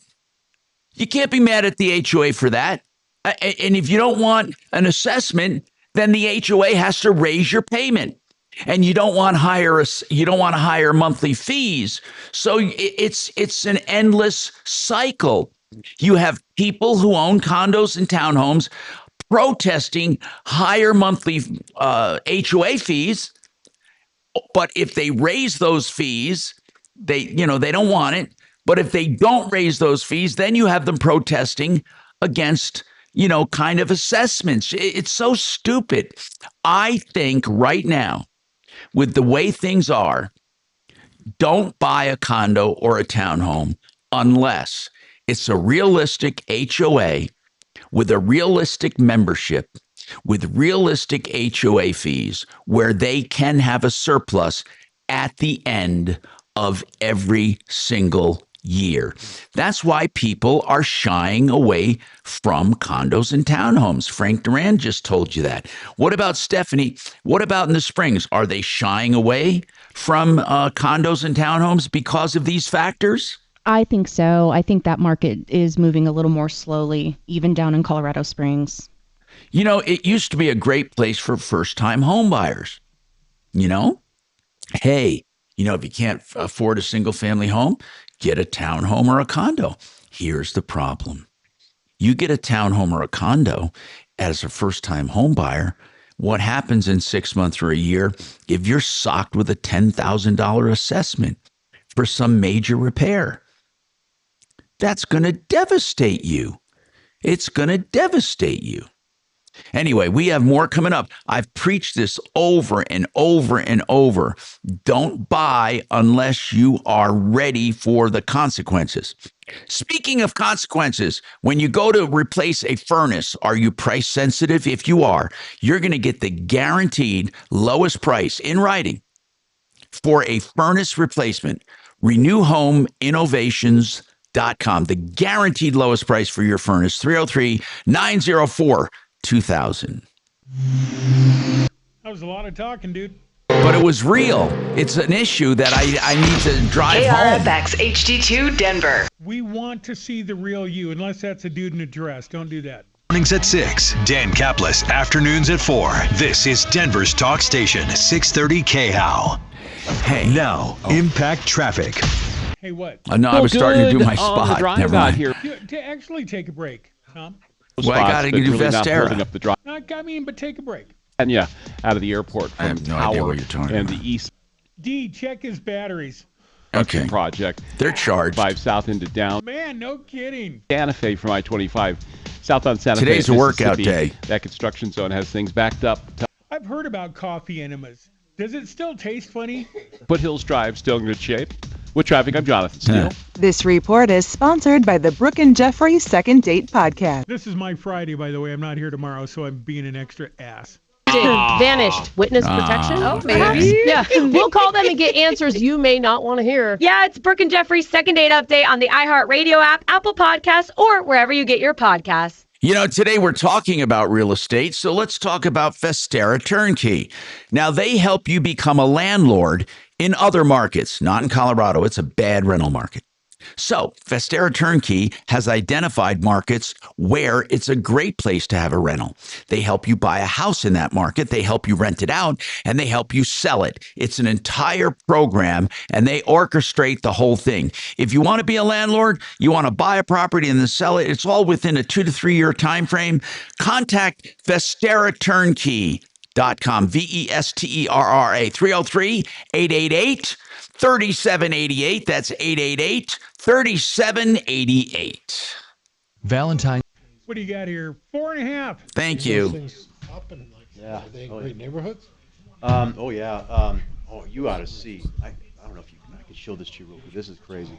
Is she playing with you? Standard here. Let me see if I can find it first. Let me see if I can pull this up real quick. So did you get a cold last week? I have to show you this home, John. And Mark, I got to show this to you last too. week or the week before? Listen, I've struggled with 2 things lately. No, 3 things. I'll just say that again, Frank. Oh, I'm trying to find this home. You guys got to see this fly through. It's cool. It's pretty crazy. This abdominal thing. So I got to get used to how to eat. Yeah, I know. Prince Andrew. I'm not doing. I go all day, all long, and then have a meal, and then in the They're afternoon. saying he was because I'm sharing empty, secrets. I just have a bad time. With Epstein. Yeah. But Number that's 3 their way of is this getting rid of him, basically. Workout syndrome, I call it. And I looked it up my health bot, and it's Guys, look at this. If I could pull this up. There's a delicate balance right now for me. This on the big getting screen. over chemo and This is radiation, crazy. Coming back. So it What goes through happens is Solterra. when Watch you this, work Mark. out Watch. And you have a This is delayed crazy. response, which means 12 hours later, I start. So I just getting the listed this chills, 6 days ago. fever, Went under contract while we and were on the going air. down because Look how they do these drones now. it's almost like a flesh-eating disease. Instead of doing good for my muscles, Where is it's it? actually eating This is into up them in because Solterra, so it's I up in, it's don't have technically enough Lakewood. reserve to work out, and I'm not eating enough. Is that cool? How big's that drone like this? Probably, yeah. I'm never there when they film. Oh, working out is good, but there's a delicate balance, and I keep And then watch trying to when it does find go that back down and balance. fly into the primary The bedroom. gas pedal and stuff. Well, I did. So far, I'm down to fucking, 50, just We have this 50 place reps on an staged, entire so muscle group. Everything you're seeing in there is all And, staged. and I'm not doing really heavy The suite weights, is really nice. but it knocked the living shit out of me. He's And the smart next day, too. They open sometimes I that window suffer. up and just So, It's nuts, man. Is that crazy? Is her toy down there? Is there What's a little that mouse run toy? on a house that size? No. I would say this ran about $700. Okay. But I'd say well worth it though. Yeah, it's okay. But we had 2 offers within 6 days. So anyway, that's my thing. I just have to find a balance. Now, did you bring that furniture in? Because it doesn't look lived in. No, it's all, they vacated it, Mark, and then we had a staging crew just put all the staging. Not to work out. No, but that's different than the 700 for the film, right? Yeah, that's separate. That's yeah. right. Oh That's yeah, my solution. staging is. That So- truly is the solution, Okay. D. That's what you were saying, like you have that warehouse. I have to. I Otherwise, do. I'm I actually don't do doing more harm than like good full by accident. furniture. But I have to do like a primary bedroom, and then I do a lot of accent through Is like there a a kitchen. local and company that I've does all that? got, you know, like I'll do a few accent chairs in the living space with the table and the, you know, some wall art. I kind of, I warm it up, yeah, but I don't bring in like a dining table and, you know, that kind of thing. So I call it like a light stage, which is what I can do at, you know, inventory wise. But it makes them look great. Oh, at home everywhere, buddy. I have protein balls. So one of my new listings I've got on Wall Street Journal as a feature right now. On there, yeah, that's actually really cool. Like, Send me the link to it. Send it to my those are both easy to solve, troubleshooter. and you'll have a great time I want to see eating it. delicious snacks this is a all neat day long. one. I That's just a listed good problem this a to couple have. days ago. I just saw one of your listings Delicious pop up snacks are good. somewhere. I think it was. I'm gonna Do you get have some one you're hard doing salami just and property some on right now? cheese. I do have one land listing.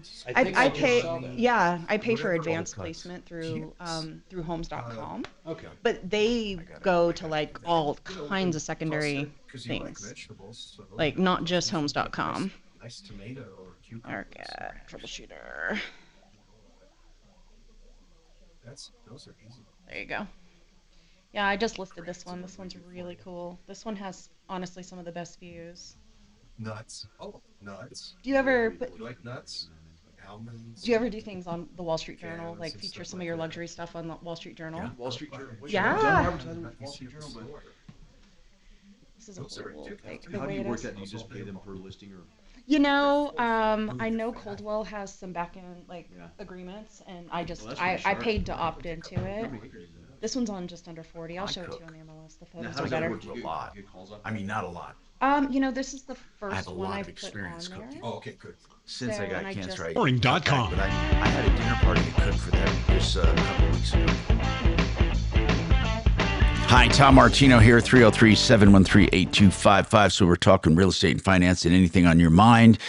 And it's good. We have great experts available. And we're talking about days on market, and really we're talking about condos and townhomes. And I got the text I knew I would get. Thanks, Tom. You're literally ruining my chances to sell my condo. And, you know, what do you guys do, by the way, when someone does come to you to list it? What do you do? You know, I've got a beautiful townhome listing right now in Colorado Springs that actually has a reasonable HOA, but you know, at that point, we do our due diligence as the listing agent to make sure we have, you know, no special assessments. You know, we check and make sure that everything is good as far as my seller goes. And then as, you know, on the flip side of the coin, the buyer's agent's really going to, you know, hopefully advise their client in doing some due diligence and looking at documents, and not just, you know, covenants, rules, and regs. I mean, it's really important to ask about potential special assessments, meeting minutes. It's just really important to ask all of those information and to look at the financials. Because like you said, to make sure that they're, you know, financially positive. Oh my God, I in know. the event of that, I mean, at that point, you know, on the selling side, on the listing side, we just make sure we have all of our ducks in a row to know what my sellers are looking at and to know that they're in a positive position, you know. But on the flip side, when I'm the buyer's agent, I make the calls to the HOA. I ask questions. I don't just wait for a docs package. I mean, I ask about special assessments, their financial stability. And I had a condo association recently tell me that, hey, we don't have any current special assessments, but I've been pushing for one for a couple of years because, you know, financially, we don't have a lot of reserves. So that was major red flags, which of course I shared with my buyer. Exactly. And we steered away from that community. So Okay. it's just, you know, ask the questions. Now, speaking of asking questions, we have this idea of expenses with multi-family established aggregate living, condos and townhomes, let's call it that. But we really do have that in single family homes as well. But people never look at it and they run into trouble too. And I call the entire problem we have is not dealing with the amortized cost of ownership. You guys have seen people scrape everything they have together to get their home. Now, you know in your mind, this is, good thing. They're getting a home. It's a dream. But what do they have to look forward to? No matter what, if they buy a home that's reasonably priced and they're going to be there a while, they're going to have to look at a water heater, a furnace, air conditioning, or let's just say HVAC, a water heater, and maybe some appliances. So when people say, oh, I'm not going to pay that much for a house, what they don't understand is, or I don't want to live in a condo, or I'm not going to do this, or I'm not going to do that. They think they're getting away with these costs, and they're not. When you have a house, like in this house already, it was a pretty new house. It was 12 years old when I bought it. And I needed a furnace. I needed a water heater. I changed over to a constant flow, or what they call instant water heaters. Now, if you take the cost of all that, let's just say $20,000 or $18,000, whatever it was, and I'm here for a certain amount of time, that is a real expense. If you divide that by the number of months of ownership, you have your own HOA fee. I mean, you may not pay it monthly, but it certainly is something you should be accounting for monthly. Do you understand what I'm saying? So people, if you have children who are growing into adults or young married couples, and they're looking to buy homes, speak to them about the amortized cost of ownership. Tell them that they should put away a certain amount of money, even if they don't have something wrong at the time. They need a slush fund, and that slush fund will be used later on when they need a furnace, or they need a water heater, or they need anything in that house. It is an amortized cost of ownership. It's necessary. I mean, I'm sure you guys have had young people or first-time home buyers buy a home. And how do you get them prepared for home ownership? Do you ever talk to them about it? What do you guys do? I'm serious. Do you ever say to them, well, this furnace might have to be replaced. It's going to cost this much. Or do you leave that for them to do their own due diligence and a home inspection? Frank or Stephanie, what do you guys do? Tom, we have a big heart-to-heart with our buyers and sellers, and we call that being prepared for the situation. We walk them through, look, there's potential inspection pitfalls that can come up. In fact, we even have reports we give them on those types of things just to have them prepared. And we ask them just really think long-term. Think about not just your first 6 months or a year into a property, but really, how long do you think you'll stay here? 5 to 7 years? Think long-term. And I think if they can go in with that mentality, Tom, many times, they're a lot happier with that purchase versus maybe having some buyer remorse after, 6 months after they close. We've had people move into a home and had to redo their sewer line. They were devastated by it. We've had people lose their homes after buying them. They scraped together everything they could to buy a home. And because of a sewer line collapse or an HVAC problem, or even a roof. Yeah, a roof. People always assume insurance is going to pay for a roof. Guess what? If you have an old roof and all of a sudden your insurance company tells you, or your mortgage company tells you you have to replace it, who gets to pay for that? You do. Yeah, it's a real cost. And people need to be prepared for this. If there's nothing worse than watching somebody smile and celebrate and pop a champagne bottle at a closing table when looming over them is some major expense they're going to have in the near future. What do you do, Steph? Frank says he has a heart-to-heart. He talks to them. Do you leave it to a home inspector and basically leave it to their common sense? Or do you ever talk to them about the amortized costs of ownership? No, I absolutely do everything I can to educate my buyers. I will tell my sellers as well if there's something that is, blaringly obvious when I'm doing walkthroughs with them about, like, for instance, a Federal Pacific panel. We've all heard about those. Sure. Those are always an inspection that gets called out. So if I have something like that, that we see those things, then I'll tell my people, hey, this is something that we can anticipate becoming an inspection issue. But I think what's really important is doing your due diligence with inspections. A lot of times people kind of go, oh my gosh, inspections are going to cost what? Because a lot of times, I see them come in that $500 to $1,000 range. But I think that money is truly priceless because you're going in and really getting a detailed look and intimate look at your property. Gotta break time. Let's take this break. We got more coming up. No, it's up work. Now, impact traffic. Yeah, still good on the drive out here for us. Light volume. There are a couple of slow spots, but really not holding up the drive all that much. That includes Pena out of the airport from Tower and the east side of I-70 near E-470 with that construction project. I-25 south into downtown. If you're exiting Santa Fe from I-25 southbound Santa Fe at Mississippi, that construction zone has things backed up to I-25. It's 10 minutes between downtown and the tech center. Foothills Drive still in good shape.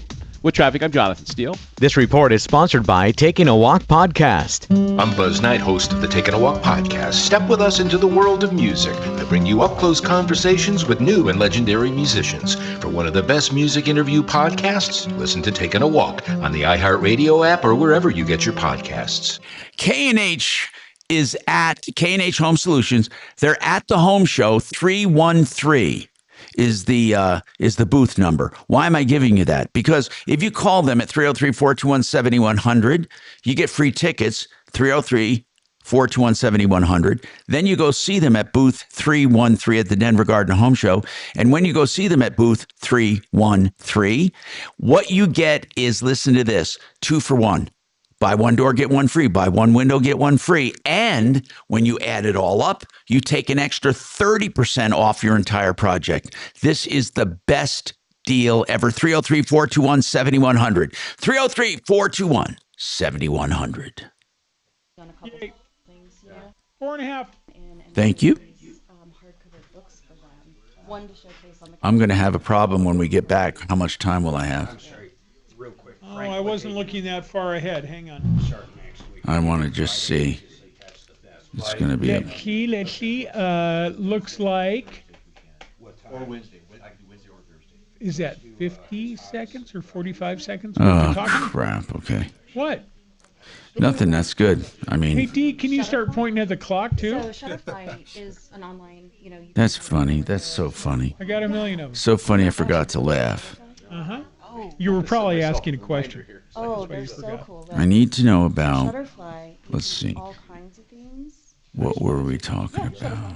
Oh, I'll just finish up on this rant I have about amortized cost of ownership. It might sound like a rant, but guess what? It's for real. It's for real. Oh, no, I'm sure Ted Kaczynski thought he was fine, too. Oh, that was my game. Starting next week?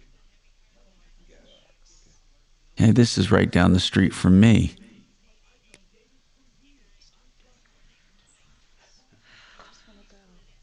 Oh, no, it's not. I thought it was, it's Vassar, but. God, I love this video. Holy crap. How the hell did this video is fantastic. Is that a drone flying through this frickin' house? Frank! Oh my gosh, they gave me. Frank Duran, the realestateman.com. Nobody's got that is unbelievable. It is a drone flying through the whole house. Look, then through an upper window. Oh my God, I have never seen something so beautiful. This is one of. Hey, Frank! certain properties over. Oh yes, I don't do It could be a minute. Hang on here. Honestly, Son of a I don't have bum. the What's the turnaround time to get? Frank. I had it within. They're just having a party in there without you. I got them back from print within a week. Do they mail it to you, or do you have to go get it? They mailed it. This you don't even have to visit the house. They send you approved. Oh, Once gotcha. you're approved, then it goes into. I don't know how somebody. I mean, it's obviously Yes, I uploaded all unbelievable. the images I chose. This is a drone operator who knows his shit. And all of that, and then I uploaded all my images. And Frank, please signal him to put on his headset or something. Kelly's talking to him. Hey, Tom? Frank, this video, was this a drone for the whole thing, right? Tom? Yes. Oh, sorry, buddy. They just told me you were trying to reach me. Yeah, I'm talking about this video. It's unbelievable. Is that crazy? Is that a tiny drone? Yeah. In fact, that's what it is. And what they do, and I'm never there when They're they the shoot best. it, you know? They're the best It's I've ever crazy. seen. It's the best Yeah. I've ever. You don't even have to tour the house. No, I mean, you saw what it does. That's insane, you know? They pre-plan it too with windows open, and they go in and out. Now, this is the best I have ever seen, bar none. I have never seen a showing video like this ever. Yeah, it's crazy. And we put that one. That's just under $1 million, and we just put that under contract while we were on the show just about an hour ago. You know, Thank God. I'm going to tell you something. If you get $1 million for that, you deserve a medal. I would never pay $1 million. Well, God Almighty, what would my house sell for? Holy crap! A lot more than that. Wow. I mean, this is like incredible. But I don't see $1 million here, Frankie. Yeah. Well, it's a lot of it's area to area though too. That's over in Solterra, so yeah, you know those homes do pretty good. Yeah. It's in Green Mountain.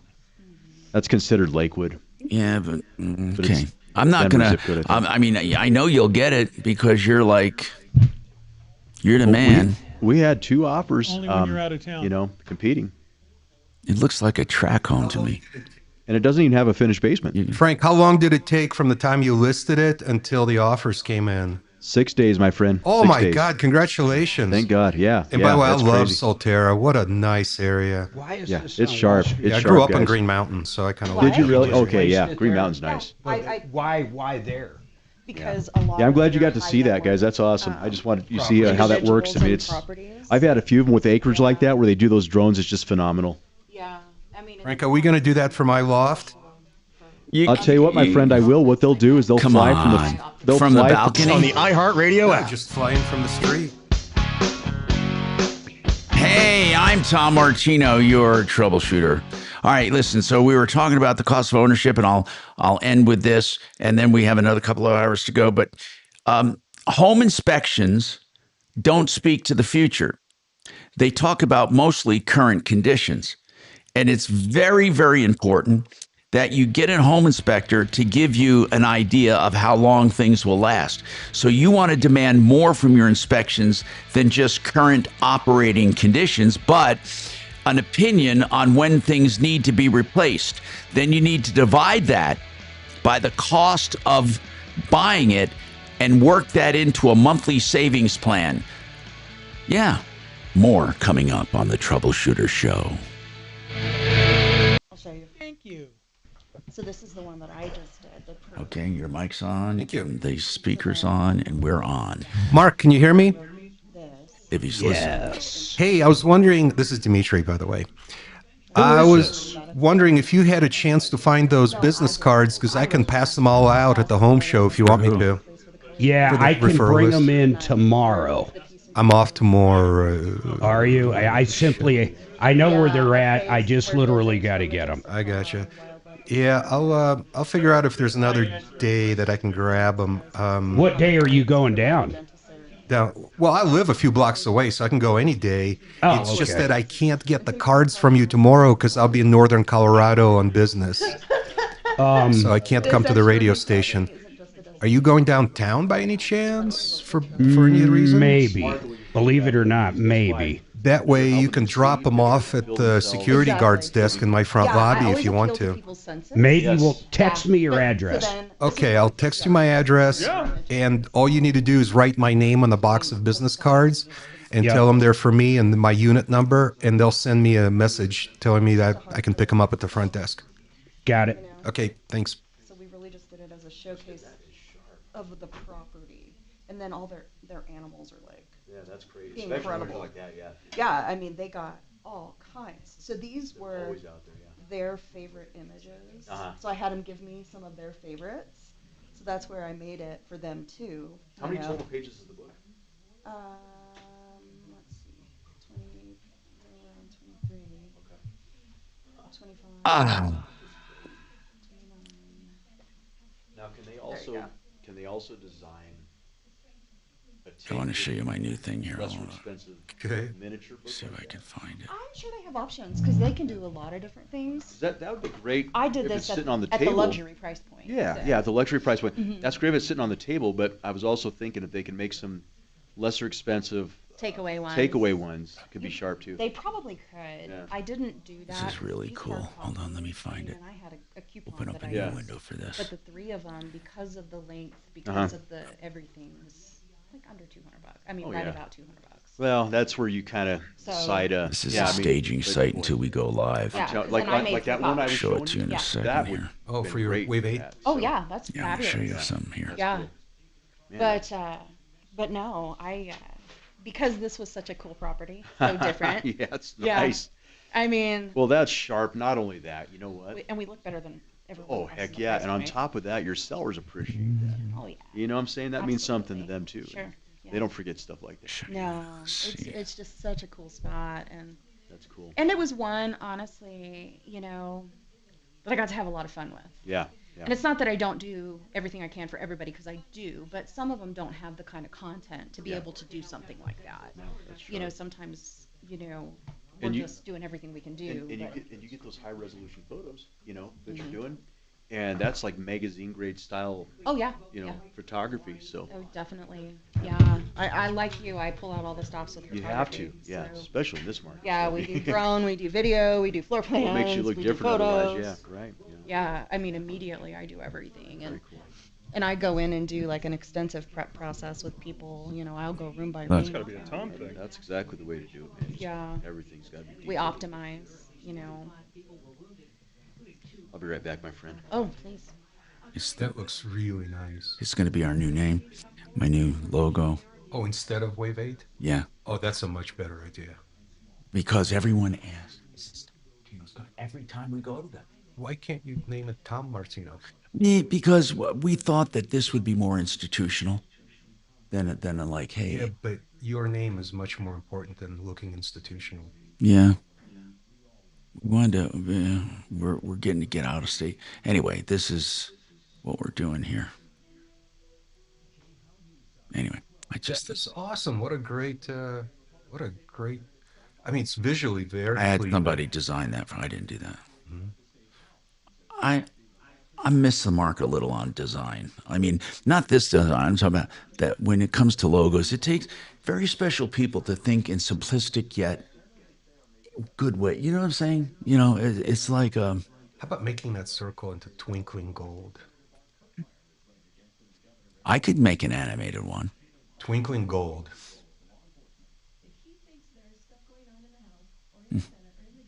Interesting. You have interesting ideas.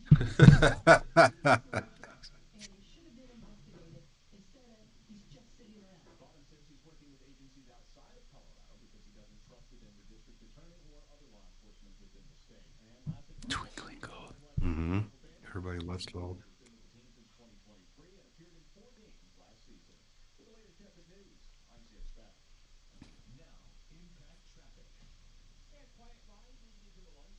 That's great.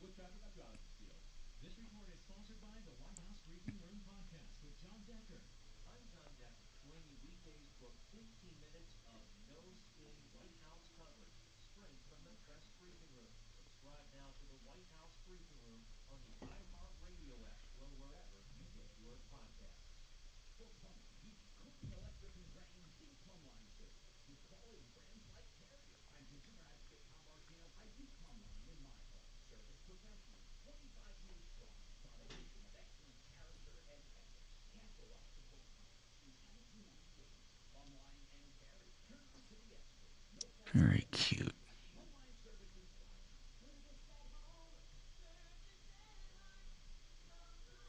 $9 million. Holy shit. For another house? 2.5 million. What you get for 2.5? See, that's why I wouldn't sell my house, because what am I going to get? I mean, you're just going to end up. Well, down there in Sedalia, you can get a palatial home on 5 acres. Hmm. And it's real close to. How's life for you? I like this one here. Hold on. Yeah. Yeah, you seem like you're getting around good. I had some good talks. Look at that house. This house looks good. Oh, it's a new one. Told It's a me. rendering. He didn't really give me much chance, but I don't know where he went. But, and I just I don't know checked if with he him went the other back to a day. bank or what. He went back to a team, is what he told me. I guess a team he used to be part of. But they were originally at North. They're going to happen as well. Join me at 4.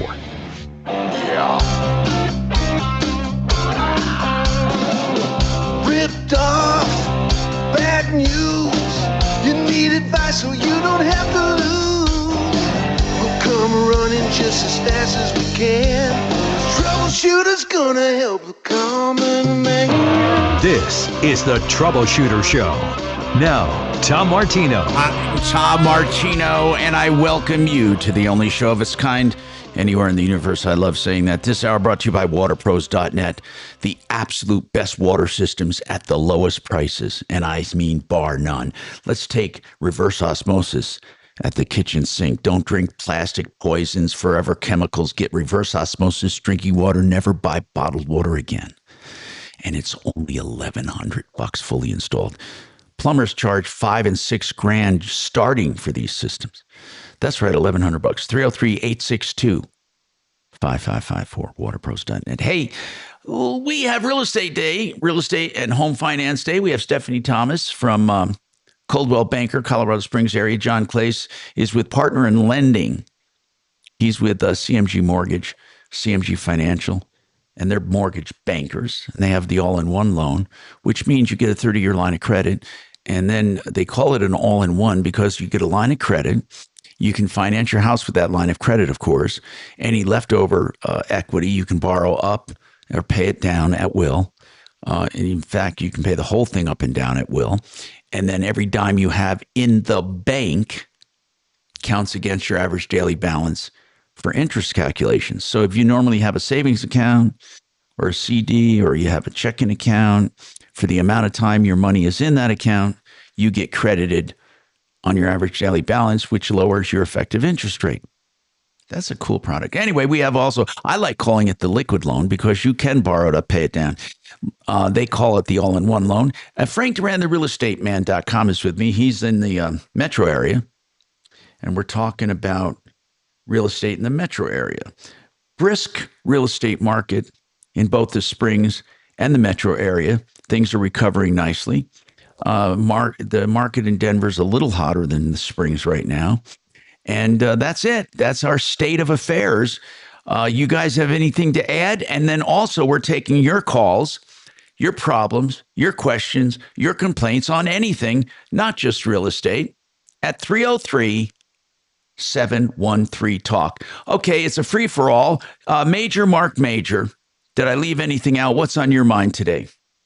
Well, I told you first hour, I'm really getting concerned over this military buildup. I'll be curious how that confrontation goes over by Iran. You know, it's amazing the way Trump does his diplomacy. I've noticed what he does. And really, if you read The Art of the Deal, it's all laid out right there. Yeah, literally. I've always found it funny that people don't quite get that. He gave you his entire code book. That's right. He did. And if you read The Art of the Deal, what it is this. He starts out so bombastic and crazy, wanting everything, that when he gives in, you feel like he is magnanimous. Mm-hmm. And he gets what he wants. and it's never what he first asked for. So people just and people with Trump derangement syndrome who hate the man, they think he's stupid or they think he's bombastic. Well, he is on purpose. The rule book is go in and ask for everything and be like with the tariffs and with the, I mean, how many times in these last not 8 years, the last 4 years of his presidency, and then this one, he's been in now for a year and a half, right? How many times have we seen this routine where you get crazy up front, reasonable in the back? And people are surprised by it. Mark said it. He says, he gives you his entire rule book, and then you act shocked. I mean, Tom. Yeah. Go ahead. I'm sorry, Tom. I was just going to say something. How many times have we done deals, even with Mark, you and I, when we done deals, and you know what I'm talking about when I say the art of bracketing, right? And that's where you ask for more than you expect to get. Yeah. And A, you may get it, but B, if you don't, you have trade-off power, because if you don't, then what happens is you get into the conflicting egos where somebody has to win, somebody has to lose. But if you ask for more, you make the other side feel like they've won something, they've saved some face. I mean, it's masterful what he does. Yes. And bracketing power, by the way, is another way of saying the deal. It's a bracket. And what Frank does is he has a wish list and he goes in with it. And people think, God, they want too much. But in his bracket, he knows where he's going to go. And you have what's called trade-off power. You can't get trade-off power if you go in at the bare minimum to begin with. You can't, there's nothing to trade off. Now, sometimes people are insulted by the offers. Okay, we only one time in our entire dealings together, Frank and I, there was one guy that was very insulted. Do you remember? He's a doctor. Do you remember him? I do. And he would never talk. I mean, he just stopped talking to us altogether. And he wrote me a letter personally. I mean, it was so unprofessional. We made him an offer, right? And like the art of the deal, or like Frank, a master negotiation specialist, we asked for everything, right? And put in a price that was ridiculous. And he goes, oh, yeah. And why don't I throw in my car and my second home as well? And he did. And he wrote to me. In an email. And was so insulted that he said he won't even dignify it with a counteroffer. Now, Frank, how often does that happen, really, where they're that in fact, you were actually surprised. Not only did he step over his real estate person, but emailed me personally. I'm confused, though, because isn't that the house you live in? No. That was another doctor. Yeah, we bought this from another doctor. Yeah. But Frank, it happens from time to time, Tom. It's a numbers game. You know how that thing goes. But I would tell you, in general, most of the time, and that's about keeping your options open as well. Trump talks about that in that book, The Art of the Deal as well. But that's the whole thing, is just keeping your options open and playing the numbers game the right way, and it's going to add up in your favor over time. Now, as far as buying a house, I developed a technique after dealing with people for a while that I feel is cool. Again, this has nothing to do with Frank. I let Frank do his thing with me, but I have a way of coming up with these prices. And let me just tell you what I mean, okay? And I mean this. If you do this, you will confound sellers. Stephanie, listen to this. I've done it now more than once. I mean, I've done it several times. I go in and I look at the house and I look at it, period. Just look at it. I might look at it under my name or under somebody else's name, but we look at it, okay? So Frank and I look at the house. Then I say, Frank, I like that house or I don't like the house. If I like the house, what I do is I go back. But when I go back, I take a team with me. I take whoever I think I need to make that house perfect. Okay? And I look for all contingencies. We look at the foundation. We look at the HVAC system. I basically, without telling the seller, we go back and do a due diligence walkthrough and inspection. then without the seller knowing, I mean, the seller knows there's a second showing, but they have no idea what I'm doing. So I get a list and I know exactly how much it will cost to make the house perfect. And in some cases, you might see a crack in the foundation that the seller thinks, I hope they don't notice it. I might need to jack up the foundation when really it's just cosmetic, whatever. You get a realistic approach. So then I know, let's just say in a house in Littleton, I knew it was going to take $150,000 to make it perfect. Okay. So I go in and make an offer knowing what it will cost. But when I make the offer, I do it in a very simple way. I go in and say, I offer this much. Here's earnest money, non-refundable, hard earnest money, and you put in a good chunk, no contingencies, closing in 3 weeks or less. These people don't know what to do about it. They have no idea how to handle that. They go, my God, he doesn't want a contingency. Obviously, he may not have seen that crack in the foundation, or he doesn't know this, or he doesn't know that. When actually, I already had Jay Bretz look at the roof, and I know exactly what I need with the foundation, and I know exactly what I need, whatever, clean up everything. When we did that for this one doctor, he didn't know what to make of it. In fact, he thought I was nuts. And I said, but there's one condition. If you take hard earnest money, $350,000 hard earnest money with no contingencies, while we're waiting to close, I want complete access to the house to start fixing it up.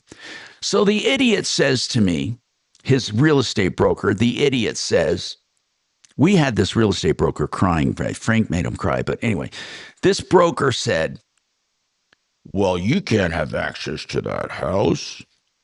And I said, now, wait a minute. We're handing you $350,000 to keep forever. Now we're going to invest money in the garage, doing floor coatings, new doors. We're doing this, we're doing that. We're investing in this house. And you would hope we walk away, you idiot. You would hope we walk away. Not only would you have all of those improvements, but you'd also have $350,000. So that's what an idiot this guy was. So, of course, they accepted it when we explained that to them. And I was able to have the house move in ready by the time we closed.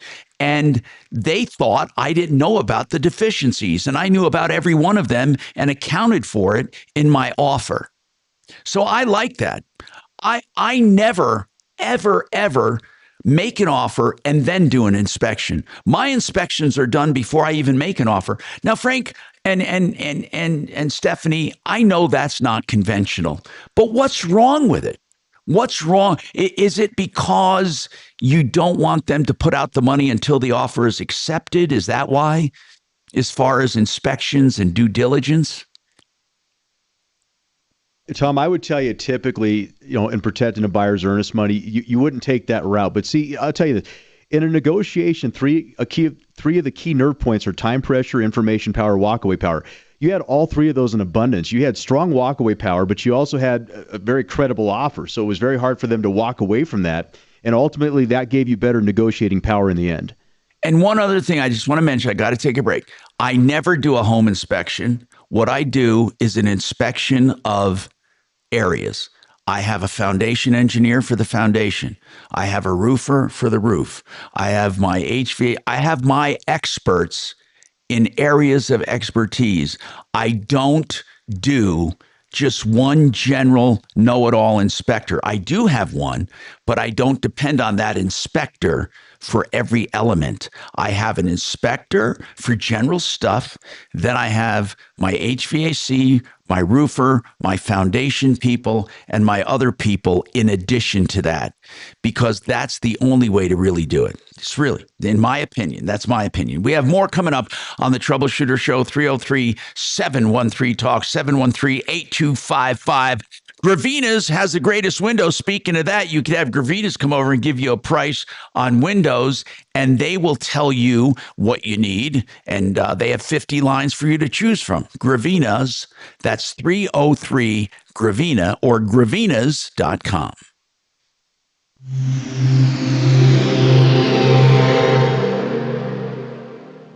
This is a special announcement for anyone that owes $10,000, $20,000, or more in credit card debt. There are new programs available to help you have a large portion of your credit card debt forgiven. Debt Blue, a professional debt negotiation firm, can help you reduce a large portion of your credit card debt without filing for bankruptcy. You can be debt-free in 24 to 48 months. These programs work for credit card debt, medical bills, and personal loans. If you are drowning in credit card debt, discover how to pay only a fraction of what you owe. Call Debt Blue for a free consultation to see which programs you qualify for. The call is free, the consultation is free, and Debt Blue's guarantee is if you don't save money, you don't pay a penny. For free information, call now. 800-200-0788. 800-200-0788. That's 800-200-0788. Take the first step to real debt relief. Call for your free consultation at 800-200-0788. 800-200-0788. So when I first started my Wave 8 Financial or Wave 8 Wealth Management, Mark said, put your name on it. And I didn't, but then people kept asking, is this Tom Martino's company? Is this Martino's company? So I'm going to change it to Martino Capital. Thanks, Mark, for that advice. I should have taken it up front. If you want personalized, direct portfolio management, direct with your objectives and goals, personally, not given to a big investor where we make a middleman fee, where you want direct input and oversight, then give us a call. 303-771-HELP, 771-4357, or just go to wave8capital.com. Now, let's talk about being a landlord. Today is Real Estate Day. Let's talk about it. Okay, here's what it means.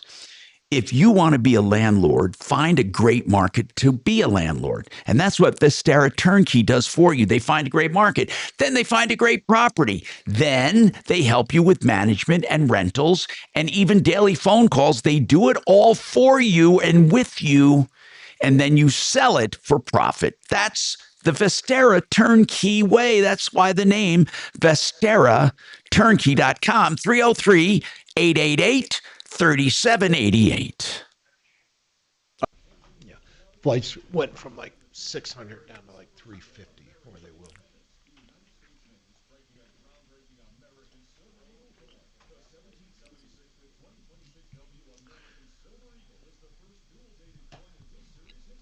When is that woman coming on from Florida, or did we miss that boat? Say again, Jack. The woman from... Oh, Florida? I don't know the answer to that.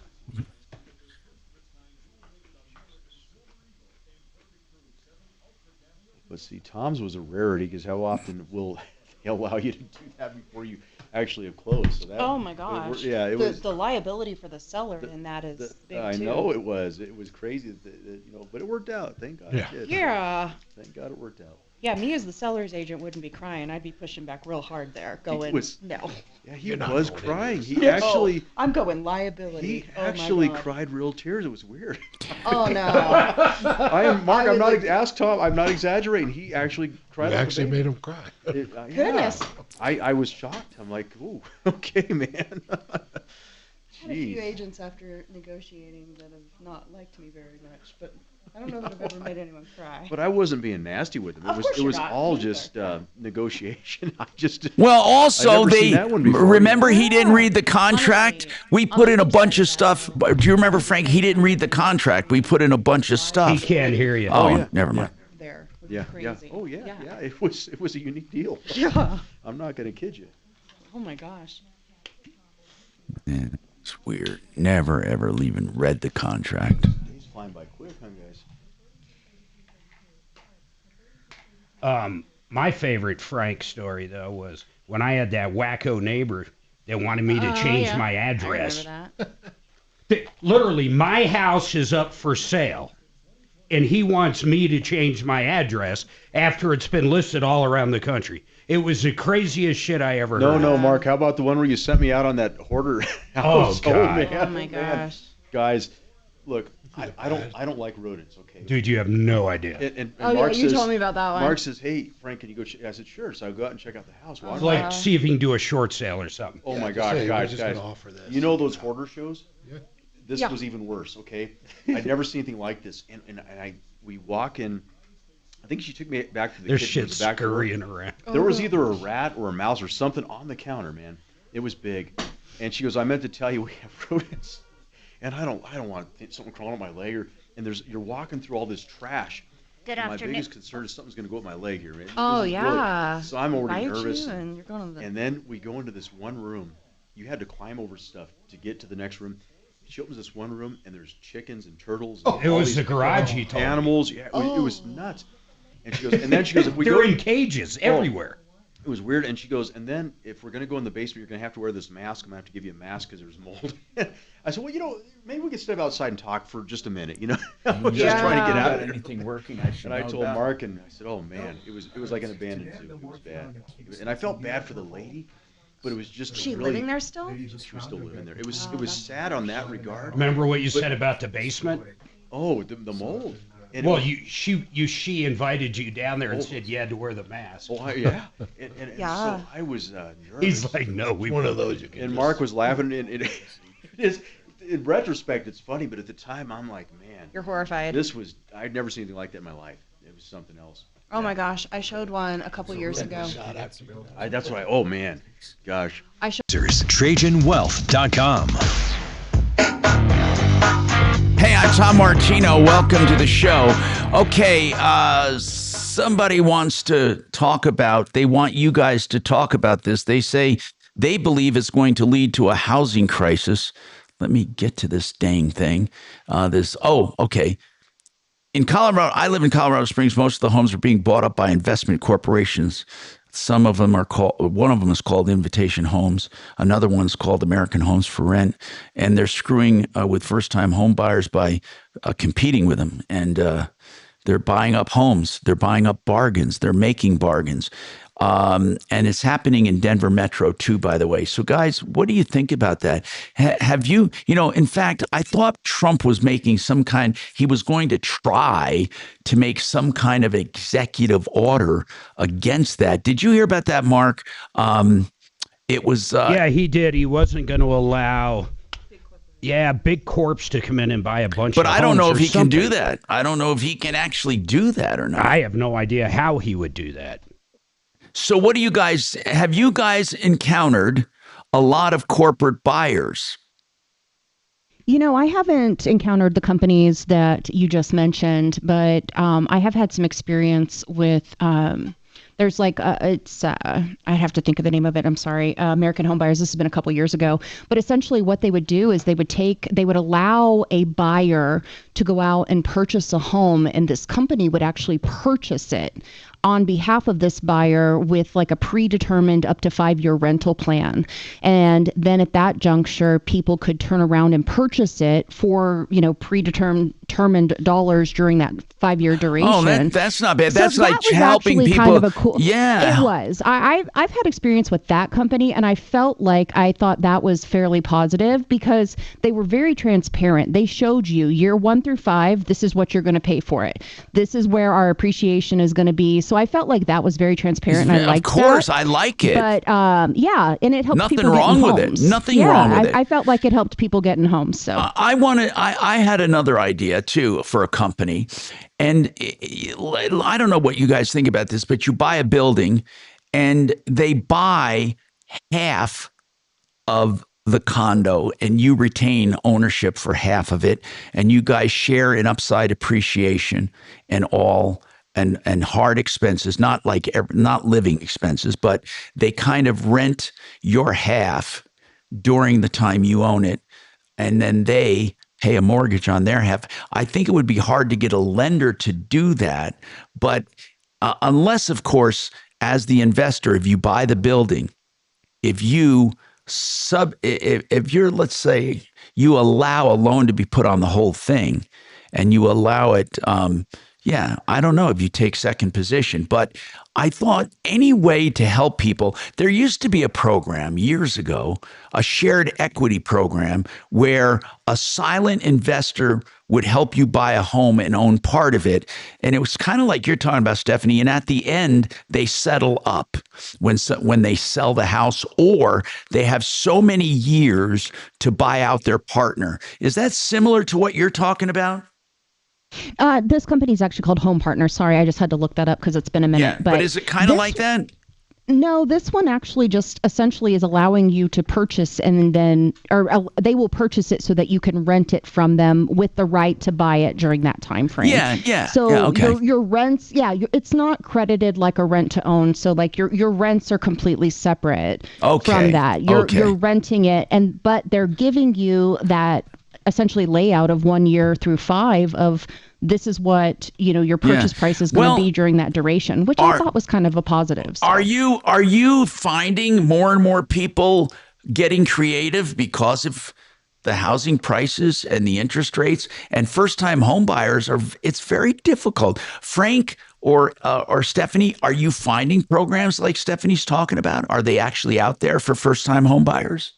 You know what, Tom? I saw more of that when rates jumped up to 8%. I was seeing people try to get more creative at that time. I don't see it as much right now.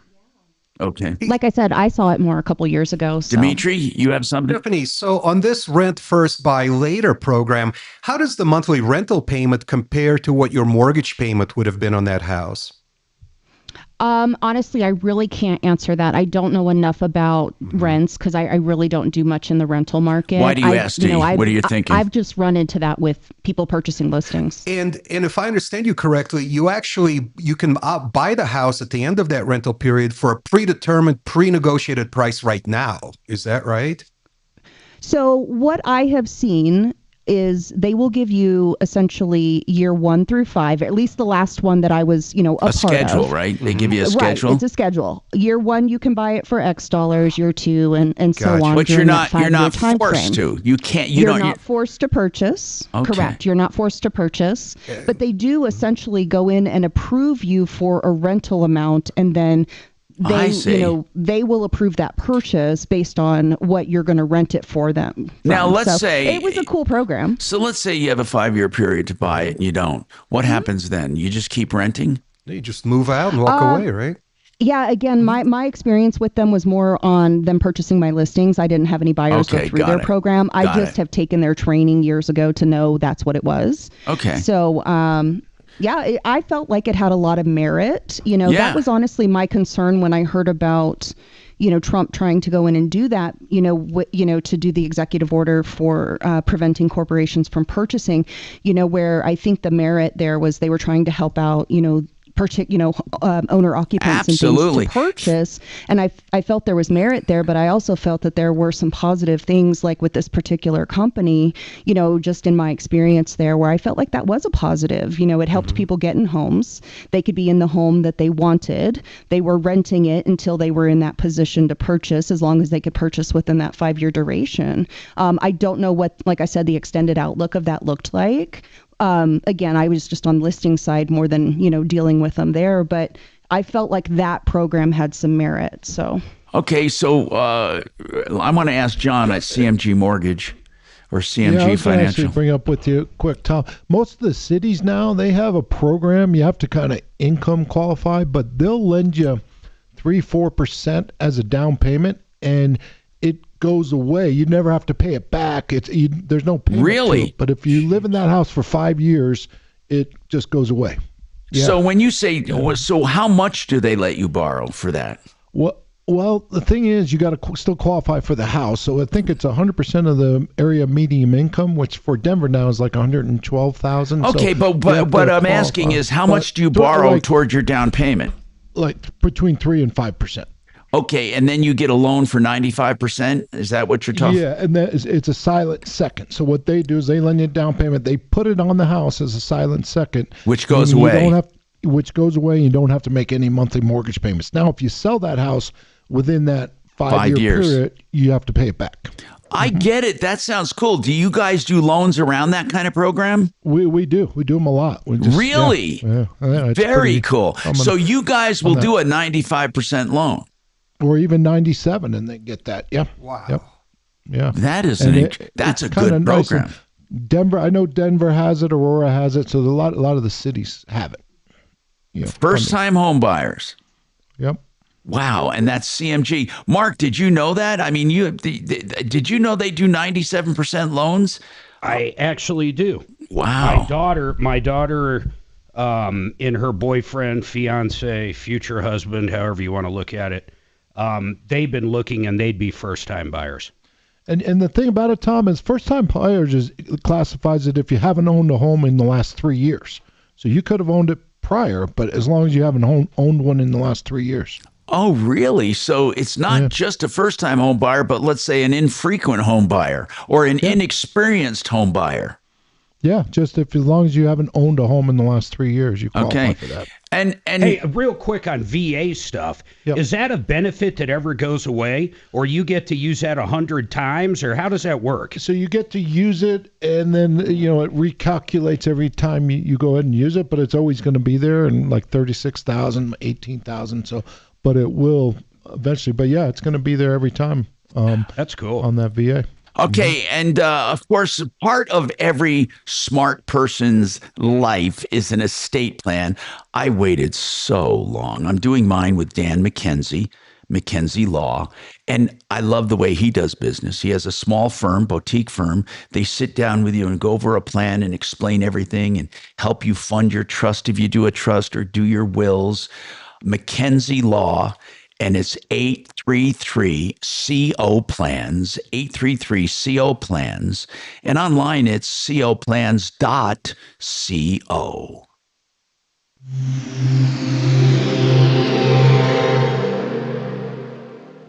KRFX HD2 Denver. KHOW Denver. Denver's talk station. An iHeart radio station. Guaranteed human. Now, impact traffic. Got a very quiet ride going for us out here. 270, some slight slowing east coming off I-76 west through Vasquez. East side of I-70 is in good shape. No delays to or from the airport on Pena. 225 is actually a 10-minute drive both directions. And heading through Aurora, I-25 between downtown and the tech center at 10 minutes. No rock scaling as of yet, so I-70 does remain open. US 6 west of Golden, still tied up Clear Creek Canyon. With traffic, I'm Jonathan Steele. This report is sponsored by the Brooke and Jeffrey Second Date Podcast. Your date laughed. The food was great, and then nothing. Ghosted.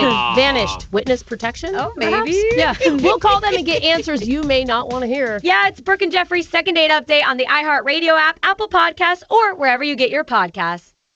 Hey, if you want an extreme clean, tune, and check of your furnace, up to 2 hours taking your furnace apart, refurbishing it, putting it back together, adding life and efficiency, and a no breakdown guarantee, then you want Fix It 24/7. In fact, no company does it, let alone do it for this price. They do it for the lowest guaranteed price. Fix It 24/7. For new customers, they want to show you how great they can do for your furnace, so you call them when you have a problem or need a replacement. FixMyHome.com.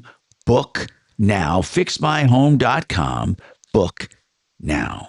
So why is Alliance Roof and Solar doing commercial systems? Because that's where the government helps pay for the system, up to 70% of the system. That's right. Alliance can show you how to get those government incentives. So if you have a small business, a home-based business, even if you're a landlord with an apartment complex or a duplex, or if you need a warehouse or a shop or whatever, and you want a commercial system, call them 303-704-2449. You can also make positive cash flow selling back to the grid or back to the end user. 303-704-2449. Hey, you were talking about those solar farms. Did you ever look into it more? Yeah, I did. There's no way to economically insure them. Yeah. That was the problem. We've done You mean to know it's going to be done? No insurance for like hail and tornadoes and stuff. There is no way. Well, it would have been tremendously expensive. Like, it would have wiped out all of the possible profit. Really? Yeah, if you're going to do one of I've had some that those, I've been able to negotiate. you got to be one of these with, companies who has with specialty big insurance down payment companies people that just do who didn't business. necessarily want their or using their own lender. Because the been incentives able to would come damn in near and pay for it. negotiate, Right? like, a price Yeah, the reduction or incentives some- would actually pay for it. Yeah. It seemed to be Just like you'll depends get on your the money builder. back within, I But- think, 2 or 3 years. And then you sell the power to who? The grid? Yeah, to the power company. Some builders will So do there's- things like that. Some you're won't. I positive have one cash flowing from builder, day one, actually, that was almost. awesome. Yeah, Small builder. But then a hailstorm comes. You're wiped out. Yeah. A couple years ago. And then up because the in government Northern won't help rebuild it. helped a buyer. That's right. with a small And town not only up there. that, And but in in their order to benefit from those, there the were incentives, certain you have things to that I be didn't think online that for a would be certain minimum number of They years, actually sat with me right? and So let me you add things might have to to my refund buyer back some of those. I think that was the only time I've ever had that. So it's the Because insurance literally, thing I'm, that and they edited made and it fall added apart what the for verbiage me. I wanted because But like for my gun club, it would have been perfect. We own 2,700 acres. I was really going for that. You know what I mean? farmland. So I And was. I'd Yeah, love to that's cover the that with only solar panels. only builder I've ever And done make that. money. I meant to tell you, I was at the convention I'm Tuesday. surprised there wouldn't be insurance And for that. some gentleman Because asked me those to solar price panels are call pretty last week. hardy Nobody under knows hail. who does. Many So of them I never have put to on the be back of my replaced. card your phone number. Oh, awesome. Yeah, I just didn't want to hopefully you'll depend get a on their call out. hardiness that'd be because great. I haven't sometimes heard you get from hail anyone. like I'll you let see you know. pictures Yeah, of, but he was asking but also monuments. tornadoes Yeah. come along Colorado too. Springs. I said yes. Yes. definitely. Vandalism comes along. Yeah, there was Who that the hell gentleman knows what's that going to came happen? recently that wanted to And call she again. wasn't able You know, remember we to. talked about last year? She I've been doesn't have any reaching out to insurance. again She, towards based the end on of last my year, conversations again. with her, she didn't have any insurance companies to Okay. refer me. But when I went in and Then who would do it? Were they? I don't My know. But on regular, like There's commercial not a lot of systems, people Yeah. they upside put on down, an but apartment I'm house finding, or a like, people duplex if or they a bought house warehouse. 2 years ago or something, Are and they get a insured? Imagine that's situation part of your with a job, structure insurance. They have to move. Right. Yeah, But- because if, Yeah, yeah, that- but that- otherwise you're out in just a field. They- Well, and that was to a- me, that this was would a be VA it. This buyer, would be the you know, or business. would You have been a know. VA. Yeah. So And God, those are expensive assets. when they bought at a You really high you point. looked into Right. insurance. Yeah. Yeah. And there was no insurance available That's or cost prohibitive. Yeah. And Yeah, and to the I'm extent just that honest with people. I was I'm just like, told, this is don't really even bother what we're looking at. having me get a quote. It's gonna Shoot straight. knock your socks off. You're gonna get sticker Always. shock. I don't ever tell people, hey, I can get you this So, when I know we're here. that's when I quit And, exploring. you know, I get hate 'em- when agents do that. yeah. Man. Sometimes we adjust with the market when things start I moving talked and we have bigger to days on the Brian market. from No, I don't Compass ever- about it. He didn't have any ideas on insuring it. And after that, I just kind of gave up and walked away from that idea. But it would have been really cool. Yeah, to give the condition of that. So. Tried to fight it, and this And electricity is truly a going to get even more declining expensive now because of the AI power draw that's being forecast. So this is I had a friend like who lived in it. the near future is going to be even better to do this than today because of the price of electricity. Okay, so Where's that? I was Where's told it? the Yeah, that's next way big north. business opportunity. We cut our LTVs by 5% automatically on what you can get Yeah. as soon as that decline in market shows up.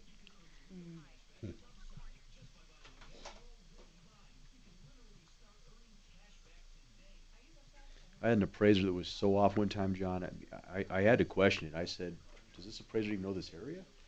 And I said, "Look at these comps here." So then I challenged the appraisal, and thank God they overturned it, and then we won the challenge. But I mean, Oh, nice. wow, I couldn't believe what I was seeing. It's just a pain to do Yeah. the challenge. Yeah, that was Oh my something. gosh. Yeah, I got to get realtors involved every time. Yeah, I have to yeah. challenge. And you have to be respectful, and you have to be polite about it. But at the same time, But it's like this is affecting Hello, Tom the deal Martino here if Show. they don't do their job right. You know.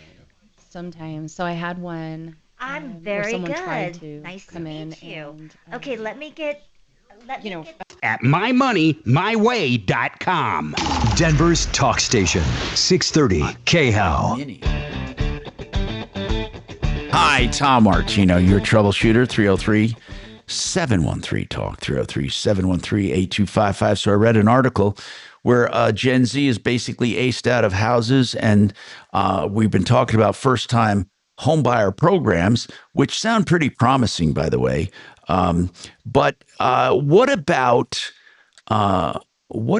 first-time homebuyers? How many of them do you see, by the way? Is it mostly people selling and moving up or scaling down? What do you usually find? Boy, Tom, I have a whole portfolio of different types of buyers. Yet we But have mainly. mainly? I would say the majority of the buyers that I have seen come to us are people that are already have a home and they're either downsizing or upsizing or a situation with a job, But we do also have a good number of first-time buyers, maybe 20-25% of them. Okay. And what about you, Stephanie? You got a lot of first-time home buyers or not?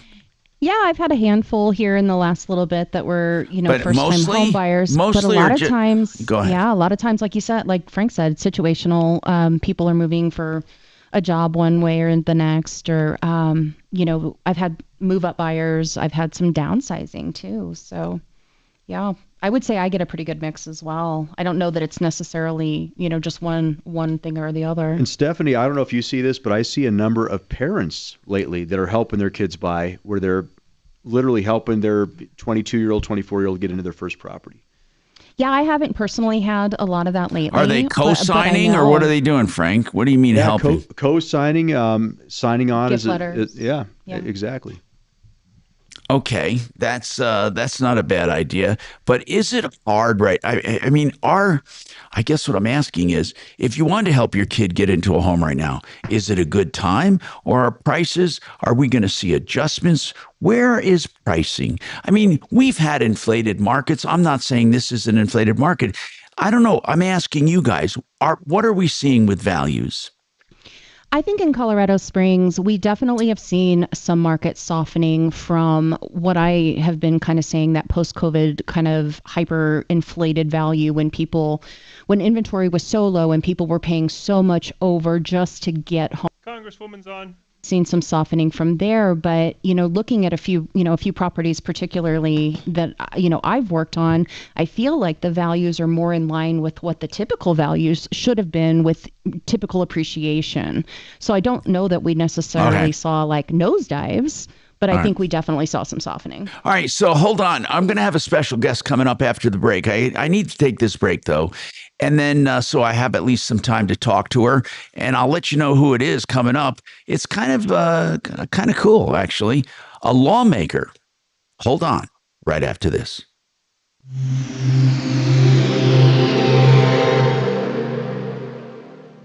Now, impact traffic. Traffic is light and moving well in the Denver metro area for your early afternoon drive. There is a pocket of slowing on northbound I-25 from I-225 to Yale. That's because of a stalled vehicle that was on the left shoulder before Yale that has cleared out. Northbound I-25 slows again from 6th Avenue into downtown. Westbound I-270 is a little heavy from Quebec to Vasquez, and eastbound I-70 heavy around I-225. With traffic, I'm Dave O'Brien. This report is sponsored by the White House Briefing Room podcast with John Decker. I'm John Decker. Join me weekdays for 15 minutes of no-spin White House coverage straight from the press briefing room. Subscribe now to the White House Briefing Room on the iHeartRadio app or wherever you get your podcasts.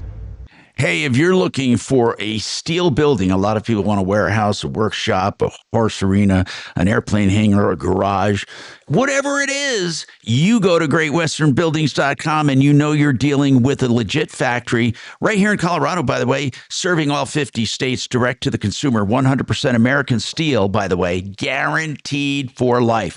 Now, I warn you, you're going to hear a lot of people saying they're from a factory, and they're usually not. It's a come on in the steel industry. You are dealing with greatwesternbuildings.com, a factory, a legit factory, a great factory, great values, great prices, greatwesternbuildings.com. It really just depends on where people feel comfortable. Hard. How do I pronounce her last name? Cammack? Kat Cammack.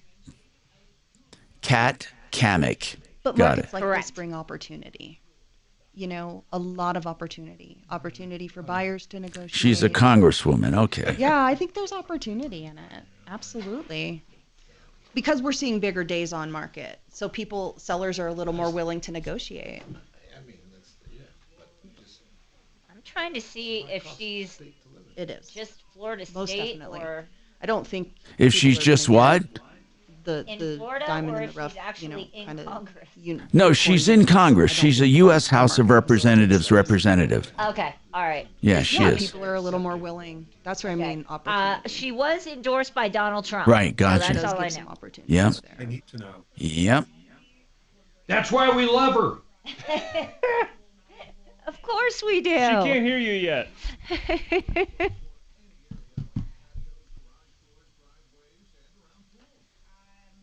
No, this will be fun because she's such a big fan and she's so excited.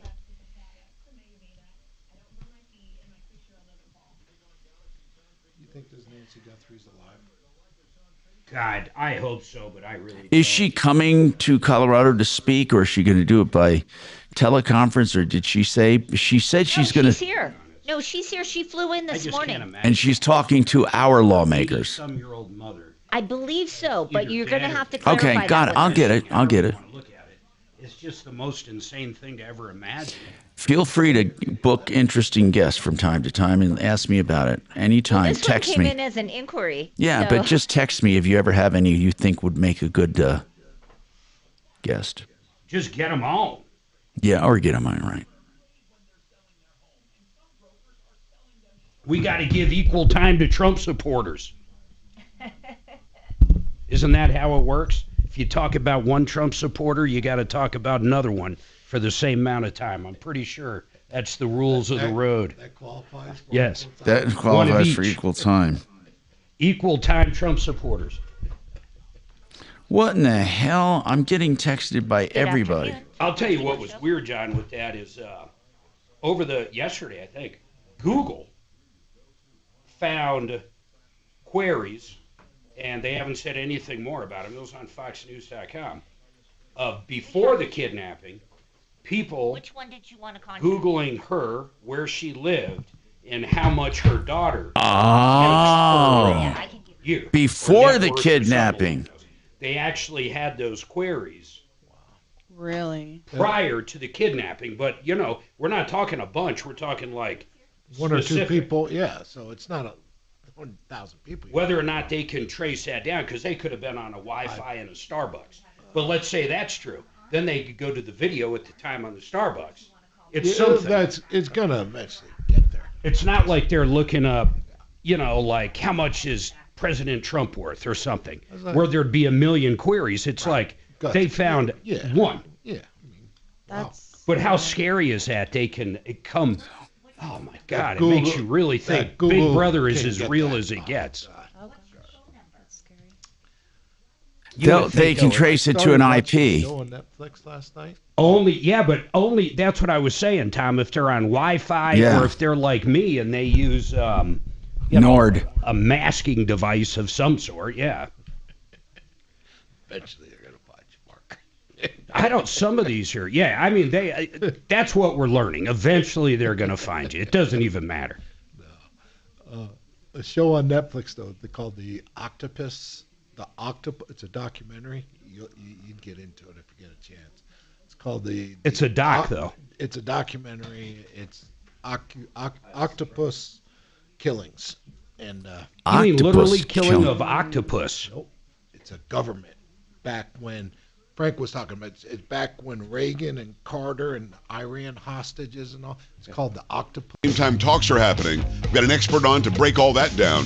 Plus Dr. Jesse Lopez, the latest for your health and more on the Joe Pag Show.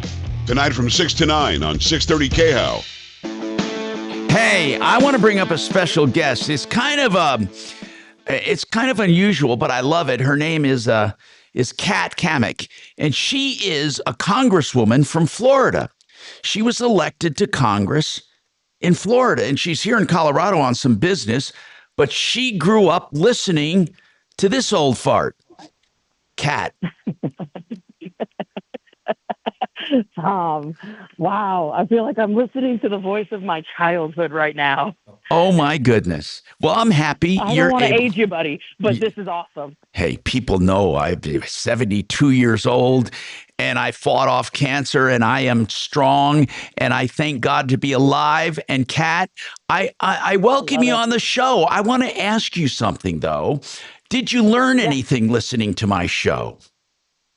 I did. So I actually just landed here in Denver. I'm in DIA. I just got out of the subway and I'm walking out to the pickup place. Huh. But I managed to catch a little bit. It's the madhouse in here, by the way.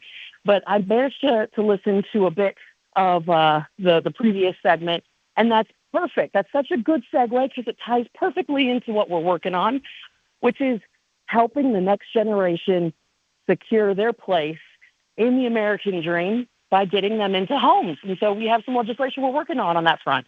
Now, are you in Colorado for that? What is your reason for being in Colorado today?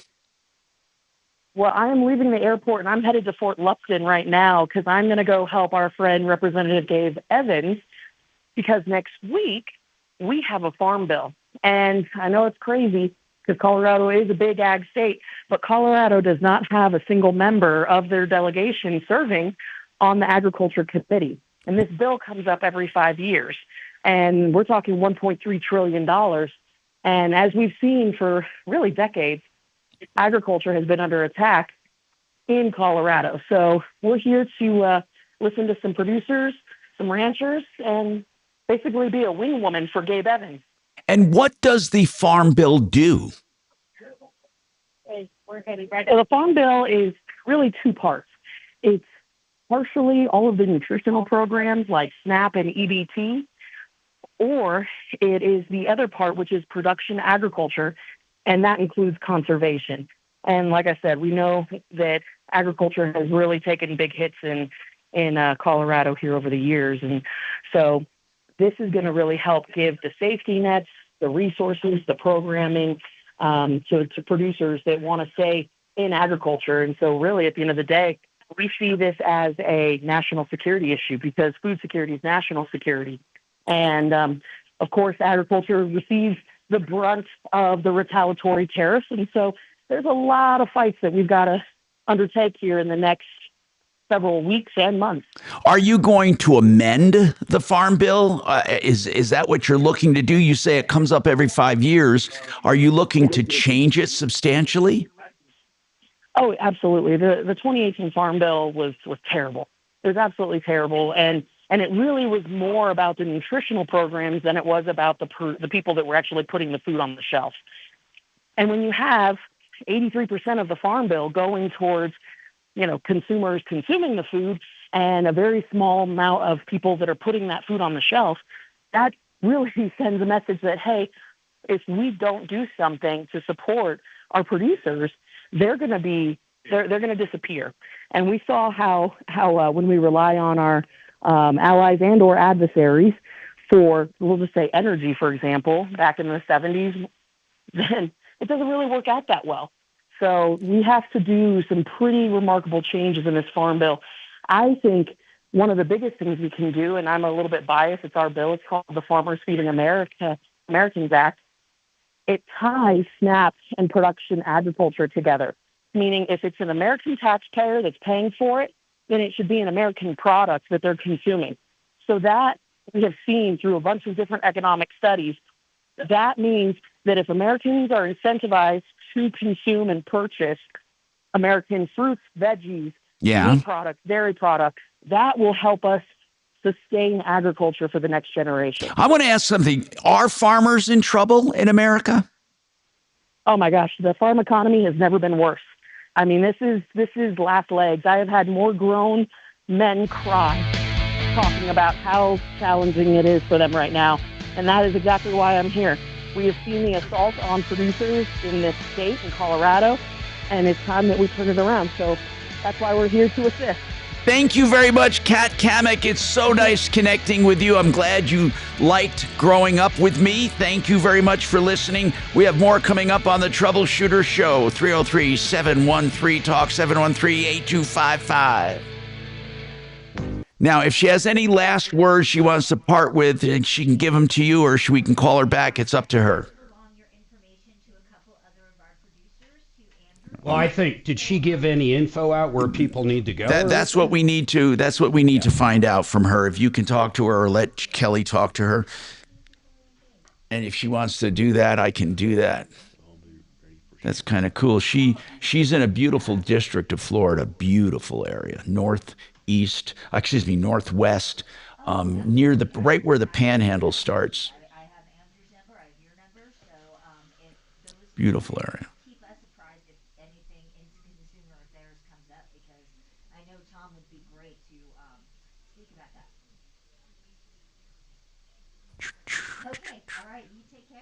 Okay, she's going.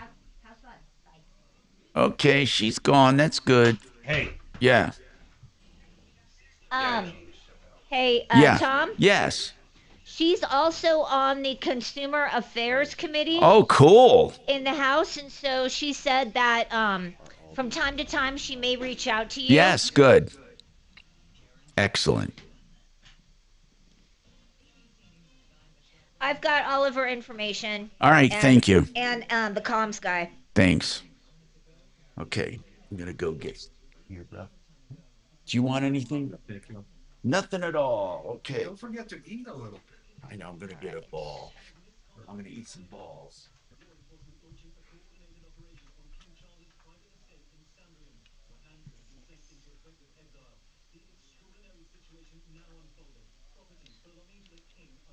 You got a busy day, my friend? Not too crazy today. I have a long day. Hey, is this I have Dan? a gap in between those. Before Dan, I head it's back Kelly to the over at the Springs. Martino Show. I'm gonna stop and see a friend in the hospital. Hi. How's Okay. your friend? I'm going to go ahead and place you on hold, is and doing then okay. we'll get you up to She's talk with battling, Dan or with multiple cancer. Frank. Okay. Oh my gosh. So she had surgery on. All right. Hang on. Is she okay? She said she's, still in the hospital and still battling a few things, like initial things. I don't know. How old is she? She is in her 50s. Yeah, stinks. her birthday's tomorrow, actually. Same as my daughter. My daughter will be 21 tomorrow. 21, jeez. Craziness. They grow up quick, friend. Jeez, man. So quick. I mean, it's mind. Prayers for your friend, man. Oh man, that's. Yeah, I'm hopeful that she's okay. So. I haven't seen her, since this all started. Yeah. So.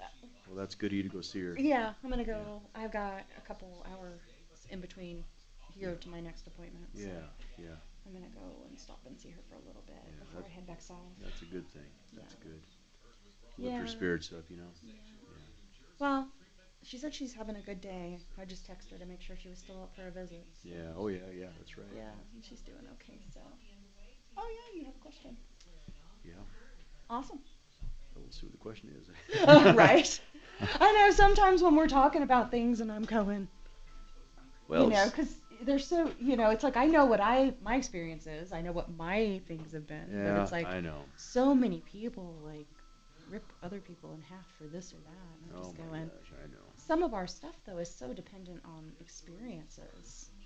Like I felt Home Partners was a positive program. I never had a buyer buy with it though. Yeah. You know what I mean?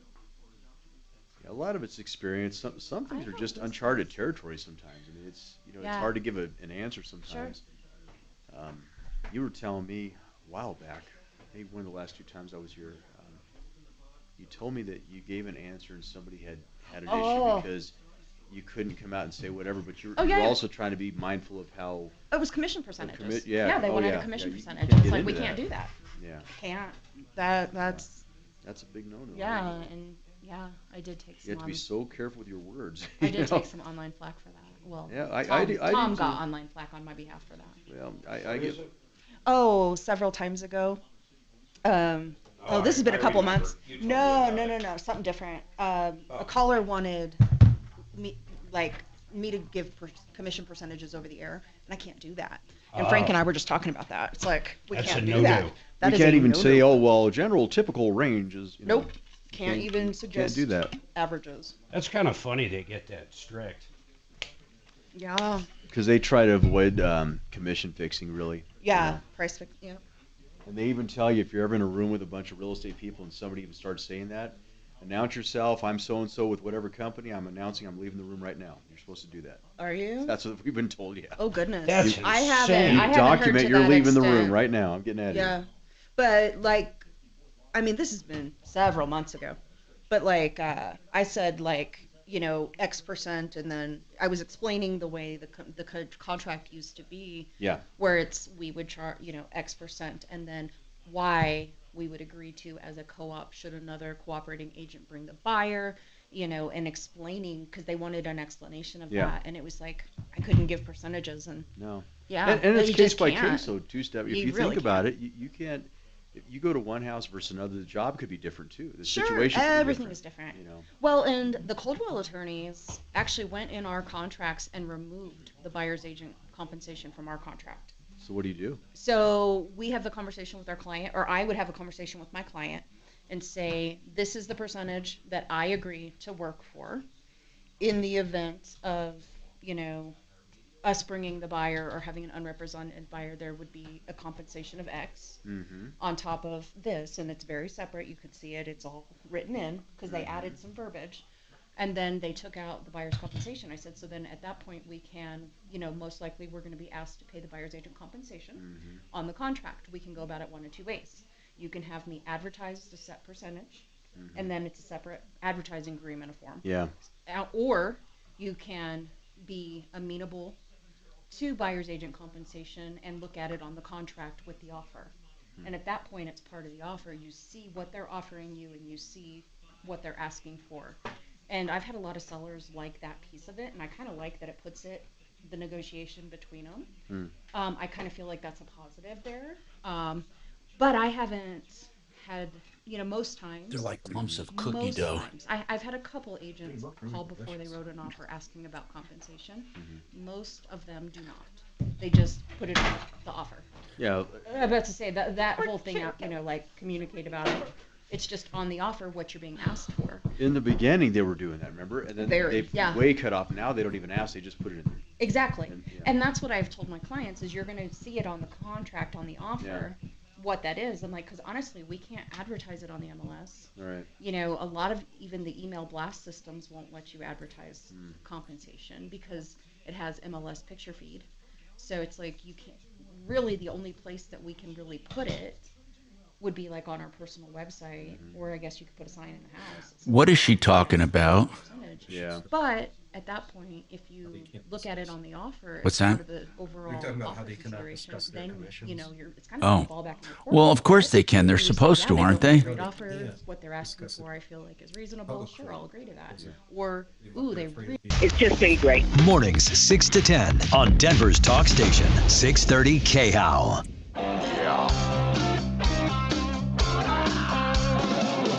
Ripped off, bad news. You need advice so you don't have to lose. We'll come running just as fast as we can. Troubleshooter's gonna help the common man. This is the Troubleshooter Show. Now, Tom Martino. Hey, I'm Tom Martino, and I welcome you to the show. Today is Real Estate Day along with Home Finance Day. We have experts in. Frank Duran, the realestateman.com from RE/MAX Alliance, dealing with the whole metro area. He does free market evaluations of your home for the asking, 303-920-1622. Stephanie Thomas, StephanieRE.com. She's with Coldwell Banker, Colorado Springs, and deals with the Pikes Peak region. And then we have John Place, partner in lending.com. He's with CMG Mortgage, CMG Finance. They do reverse loans as well as regular conventional loans. They do the all-in-one loan where it's a 30-year line of credit basically that you borrow up and you pay it down at will. And every dime you have in the bank counts against your average daily balance to effectively lower your interest rate. So let's talk. What is going on? Oh, John had to leave. Okay, fine. We can answer. Mark and I can answer almost any question about. God, isn't that funny? We know more about his products. Well, that's not true. I was going to say than he does, but we know as much. It seems like. Well, we both had the loan. You have it. I had exactly. it. Yeah. So Dan, welcome to the show. I'm Tom Martino. Anyone else who wants to call, the number is 303-713 talk 303-713-8255. What's your question, Dano? Hey, Tom. Hey. I'm selling a multifamily place in Denver. I mean, it's a small one. It's a triplex. We're under contract, but of course we had the inspection. The building is 115 years old. Wow. We were asking $950. They came back and said $930. I said, fine, and I've got a broker, by the way. So anyway, and it's seller financing. which is fine. I've done that before. But what I wanted to find out was, so they did the inspection, and of course they scoped the sewer, and though it's flowing perfectly, there's a break in the pipe. Not a bad one, but whatever. And so they're saying to repair it, not counting the finish work inside, which would need to be done. It's somewhere between 12 and 15,000. Yeah. Because I took off 20,000 on the original asking price and took it down to 930. Would you consider that a bargaining chip at all? Well, you've already agreed to that price. Now they want more incentives. So you're saying, is that a bargaining chip in that you add it back in? I personally wouldn't do anything else because you're holding the cards. And I say that, and Frank, tell me if I'm right, the seller financing is huge. Yeah, absolutely. That's also another thing too, Dan. I would say, typically when we get in these situations where I think you have a lot more power, not saying that this can't still be negotiated, but where you have a lot more power, if it's a situation where, okay, you agree to some sort of concession on the front end, before the offer is accepted, something to the nature you say, look, if the seller decides to go with this offer, not suggesting you're going to do this, Mr. Buyer or Mr. Agent, but this might sound crazy, but what happens at the inspection? How do we know you're not going to come back and ask for more when we're already giving you this concession? Now, right? hold on. They already had the sewer scoped. I'm assuming they had an inspection. Did they have an inspection, Dan? Is this the only issue that came up? Pretty much, yes. Okay, I want to say this before we go on too far. When you have a break in a sewer line and the sewer line is in place, there are very economical ways to line that sewer with new technology, or to line it or to burst it and put in a new one, and it's not going to be near the expense that they quoted you. Right, and that was my next question, Tom. Was that, do you have people that can do that? Plumline Services. Plumline Services has many economical alternatives. For example, if you already have one in place and there's a small break, they actually can send a liner through with resin that hardens and forms a brand new liner for that entire sewer, and it's lifetime.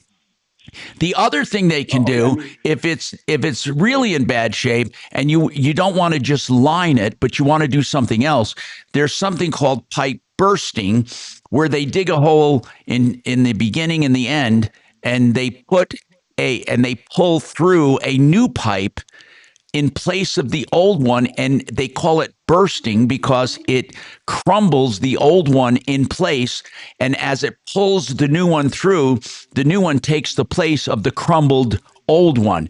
What is the old one made of? I assume it's made of some kind of ceramic, or what is it? Cast iron? It's basically, you're right, yes. Basically, it goes from cast iron, and at one point, it's 2-inch cast iron. It's about 3 feet cast iron, and 3 feet of 2-inch cast iron. And so they said if we line this, it's going to get it down to like 1.5 inches, and that's way too small. Well, hold on. I don't think liners take up that much, but you may want to ask Plumline directly. They do it. I would trust no one else in this. Let me just tell you this: the sewer line business is a terrible business. Now, of course, we have other great people that do sewers, but Plumline is the one with the newer technology. So I would go and ask them about pipe bursting. Have you heard about pipe bursting? Yes, I have. Uh-huh. And is that the quote you're getting? Okay. What was the actual quote you're getting? $15,000? Well, between 12 and 15, and it depends. One of the issues is that it goes through a garden apartment and right at the in the bathroom, and so therefore the floor of that bathroom needs to be torn up. See, that's where bursting comes in. You don't have to tear up anything with pipe bursting. I would definitely call Plumbline. 303-586-1086. 586-1086. But I just want to ask you again on that negotiating thing and seller financing. The house is under contract, and I accept it, and it's been a very amiable thing thus far. But I know and I understand. My point of view is that look, they're buying a 115-year-old home that doesn't entitle them to a brand new sewer line. No, but they have every right. They have every right to ask for it. There's nothing wrong with asking for it. You're both right. Right. You're both right. That's what negotiating's all about. You're both right. You can decide to do it or not. It's who has the walkaway power. I guess they have the walkaway power. I mean, I guess at this stage. No, you could too. You could too. You could say, look, I'm offering financing. I'm offering this discount. Forget it. It's either take it or leave it. Then you have walkaway power. Can you sell it? Or will someone else want that sewer fixed? Oh, yes. And I want to give it to them in serviceable condition. I'm not trying to pull a fast one here, but I'm just saying, hey, look, the building was built in 1910. It is what it is. I want it to work. It's flowing just fine now, but and you know how that can go. I mean, it can break in a month. It can break in 16 years. I mean, but whatever it is, I want to, Dan, I want to do the right thing. Dan, I'm not sure what your question is. If your question is, what is the right thing to do? There is no answer, because the right thing to do is whatever you feel like doing, because there is no right or wrong in this situation. They're right to ask for it to be repaired. You're right to say, no, I already gave you a discount. I mean, truly, there is no wrong in this. I mean, it's just whatever you want to do. Okay. Given the market conditions today, I mean, we sold this thing. It went under contract within about 2.5 weeks. Okay. So your question to Frank Duran is, given the market conditions, Frank, should he walk away from this deal? Is it easy to get these things sold?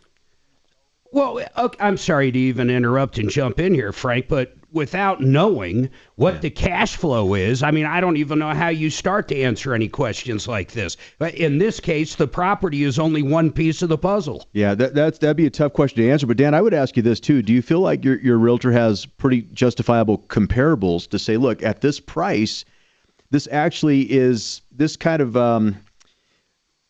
this covers that difference, that $20,000 whatever for the sewer line? Okay, and that's what I wanted to know. I mean, do I have a valid point to make? What is, by the way, did you say it's a triplex? Well, it is, yes, and it's in West Wash Park. Will it? Nice Hold area. on. Will it cash flow? Will it cash flow at that $900 price tag that they're paying?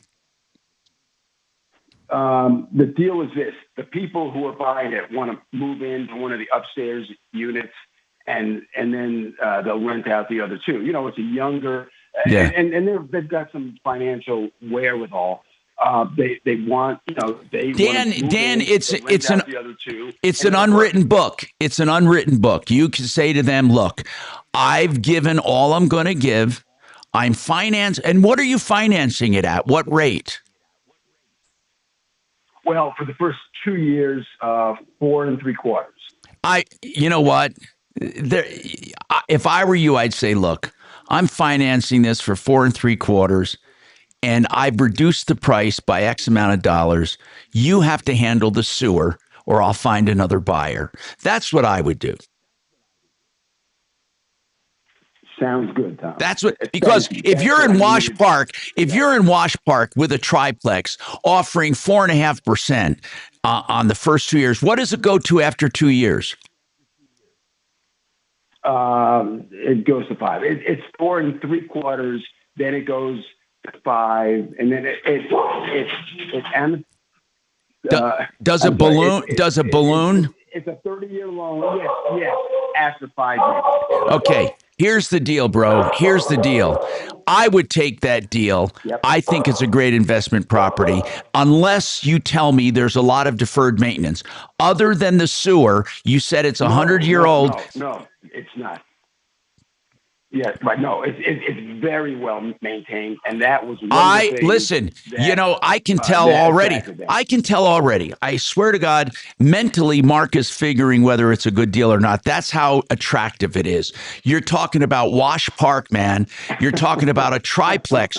You will rent out the Wash Park triplex in no time. And what they're mentally doing is figuring if they live in the upstairs unit and rent out the other two, can they live there free of charge? I think you're in the driver's seat. You wanted an opinion. That's my opinion. Mark, Frank, opinions. Thank you. I think the more subtle way, Dan, I mean, I guess you could say take it or leave it or draw your line in the sand. I think the more subtle way to approach that, just my opinion, and negotiate a deal is more just say, look, guys, here's the price you're getting it at. This is what we're doing here on this financing thing. How can I go any lower? And then you sit quiet. Yeah, okay. Just do it in a nice way, and then don't say anything. And 9 times out of 10, not always, but 9 times out of 10, they'll start negotiating against themselves. Now, I am curious, Frank. I get where you're coming from. Yeah. I don't know. I was going to say, why not tell me, what, I'm done. I'll explain it off air, Mark. No, don't explain it off air. Explain it on air. But you got to do it after the break. We got more coming right up.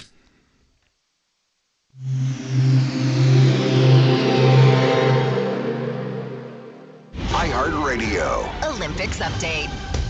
The U.S. women's hockey team goes for Olympic gold against Canada today. The U.S. has been dominating thus far, outscoring their opponents 31-1. American Hillary Knight proud to be part of this team. To be able to do it with this room and this type of people, it's just so much fun. So really looking forward to the opportunity. The U.S. last won Olympic gold in 2018. Meanwhile, the men's hockey team preparing to beat Slovakia in tomorrow's semifinal. For NBC's live coverage from Italy, search Olympics on the free iHeartRadio app. Fix It 24/7. I love the name because that's what they try to do when they come to your house. They try to fix it instead of replacing it. And they have, by the way, the guaranteed lowest price when it comes to their furnace refurbishment. For new customers, it's $39. They will take apart that furnace. They will clean every nook and cranny. They'll adjust, tune it, and give you a no breakdown guarantee. It's well worth having done. If you've never had it done, take advantage of the fact that they want to introduce you to their company at a loss. $39. Get that furnace refurbished. FixMyHome.com. Book now or call them 720-526-3939. Jordan Keanu, I've got a couple questions for you when it comes to retirement. We talk about the annuity product all the time. We call it the guaranteed pension. What kind of annuity is it? Is it fixed? And what does it guarantee not to do? And what kind of growth can people expect? Absolutely, Mark. It is a equity indexed fixed annuity. So what that means is it's fixed to never lose money. And when you put money into that account, you cannot lose your principal. And every year, as it gains its gains, it locks in and ratchets up. So there's no market loss, and you can never go backwards from losing your account value. That is the beauty of the guaranteed pension account.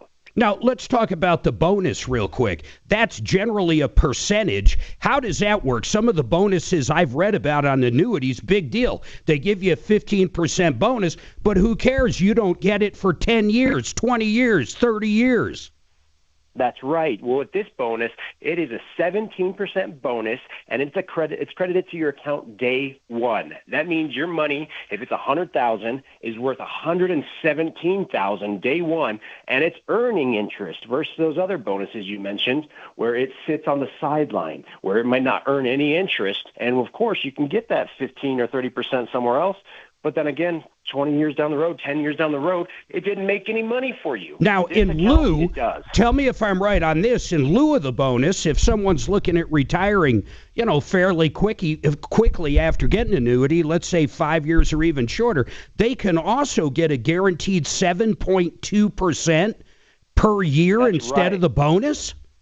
That's another product that gives you a guaranteed That's incredible. growth of 7.25% every year. I love it. People thinking of retirement, the closer you get, the guaranteed pension should be part of your retirement. End of story. I want you to call up Jordan. Every circumstance is different. Talk to them about all the different options they have. They can help you roll everything over. Go to mymoneymyway.com. Make the call. mymoneymyway.com. This month, Pure Talk is honoring Jackson.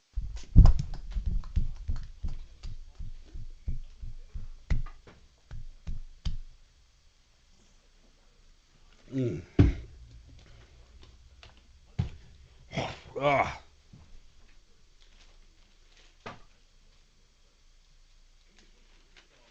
I want to say something, but I can't. I know you. You can tell, isn't that funny? Yeah. I've known you for a minute, Mark. Hey, Tom. Tom. Yeah. Can you kill, like, honestly, can you kill YouTube? Yeah, I can. Why? Not kill it altogether. Well, no, just the mic part right now. Oh, not you. No, because if I kill mine, yours is still. Hold on. Let me. No, I can't. Not the way this is set up. Wait. Let me just check. Hold on. I might be able to. Hold on. No matter how you answer, I'm not going to trust you at this point. No, wait. I think I can. Hold on. Okay, I just did. No, I didn't. I don't know how to do it.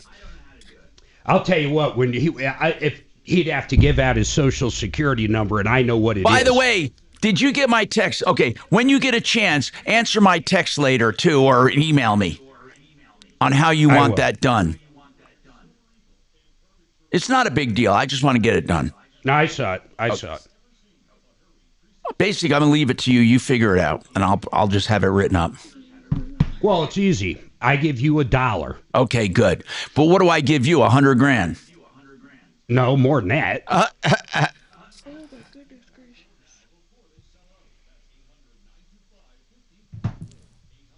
Let's make it revenue driven with an average. We'll do something along those lines. Yeah, okay. I'll let you figure it out. Easy, man. I'll let you figure it out.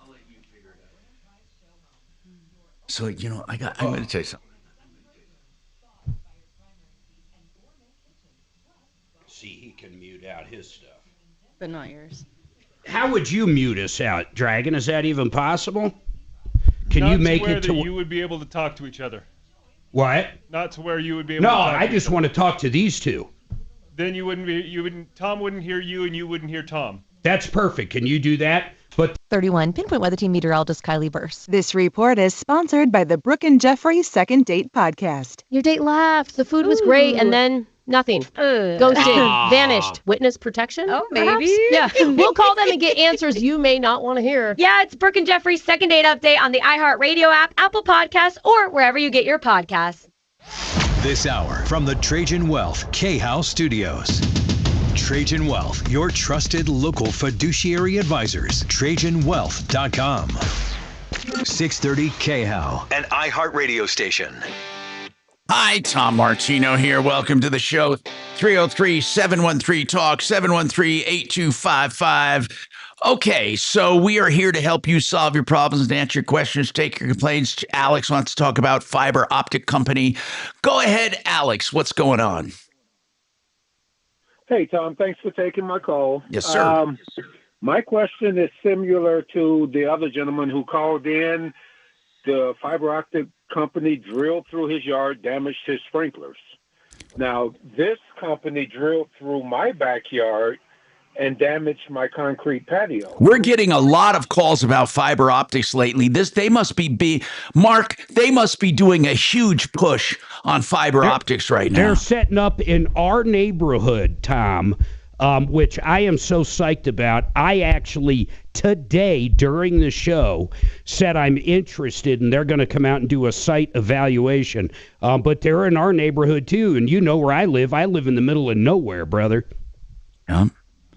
But Okay, I mean, it is what it is. Here's the bottom line. They're going to put up an ugly box in a lot of people's front yards. A lot of people are going to be upset, but there's not a damn thing you can do about it from my understanding. I mean, that's basically what it is. But hold on, Mark.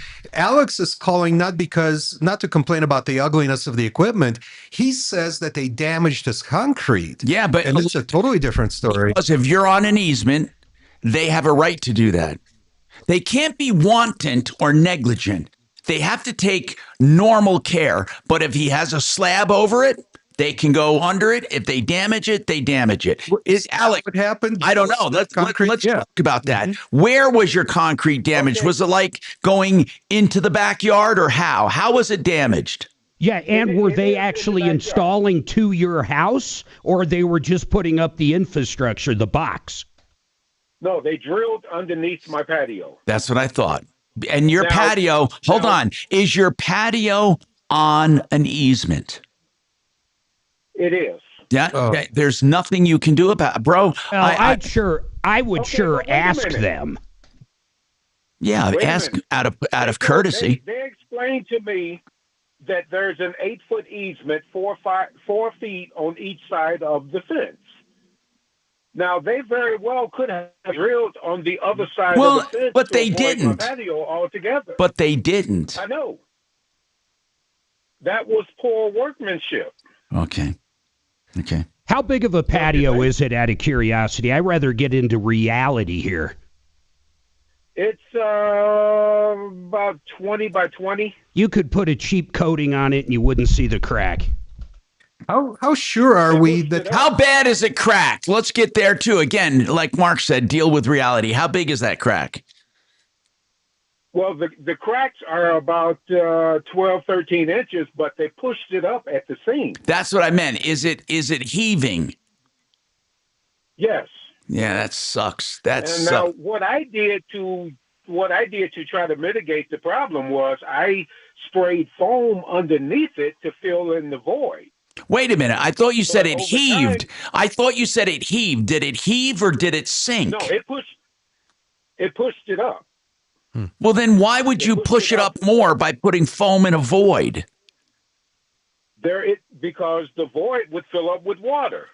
Oh, okay. Tom, why are we so sure that the easement, if it exists, is really where some guy told Alex where the easement is? Well, he should look at a survey, obviously. Yeah. But Alex, wait a minute, guys. These companies are huge. I don't think they're going out there and just winging it. No, but they might be scraping the truth. But Alex himself said that his patio is on the easement. He said it. He said it. I just thought that he got that information from the people who were drilling under his patio. I think he knew his patio was on an easement, but I might be wrong. Alex, did you know your patio is on an easement? No, the patio was there when I purchased the house. But did you know your patio was on the easement? No, I did not. When did you find out? When did you find out it was on an easement? After the damage. Okay. The company that damaged it told me it was. Do you have a survey that shows an easement running under the patio? No, I do not. Then you don't really know if they're telling you the truth or not. No.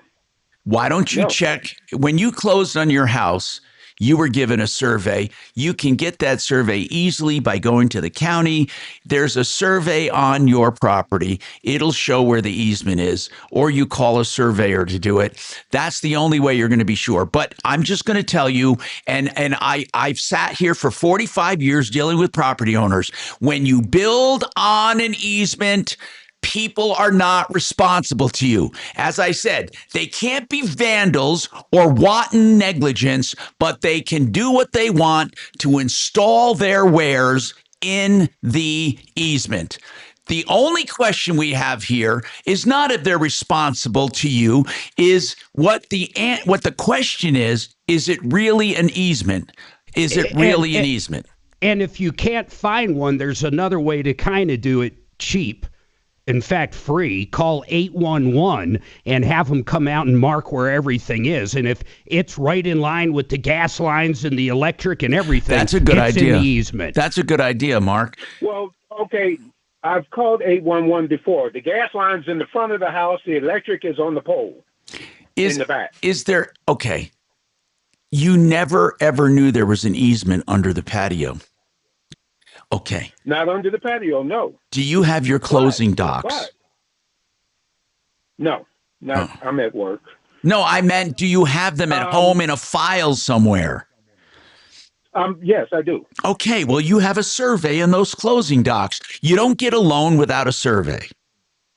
I don't know if that, guys, is that true? I don't know if I got one to give you an idea. Well, Mark, if you didn't, it would be really highly unusual because most banks require an improvement survey to get a loan. I mean, truly they do. I mean, okay. but you maybe, who knows, Mark, maybe you had one from before that was on file, so they didn't require a new one. Some of these persnickety lenders require a new one. Frank, let's ask Frank, Stephanie, when you close on a house, don't they usually want a survey of an improvement survey?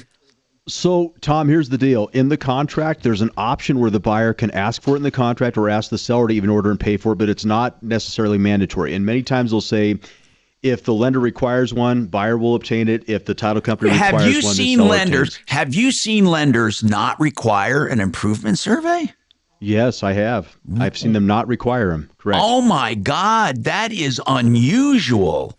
I mean, and a lot of times where we actually see them come into play is when there is an owner's extended coverage endorsement on the owner's title policy, because the title company with that endorsement is insuring, for survey matters. So that's where the title company may require I should not assume that all lenders require this because you're living proof. Yeah, I haven't really seen a lot of lenders require it either. I typically see it as a title requirement. Okay, but why would the title require it? Because they're insuring title? For that endorsement, that owner's extended coverage endorsement, that's optional. So it depends if that's negotiated in the contract or not. Wow. And part of that endorsement is the title company insuring for survey matters. So sometimes that will be required. Not always, but sometimes. So he may not have a survey, man. So all you have to do is figure it out. I don't know how you figure it out. Ask your neighbors where the easement is.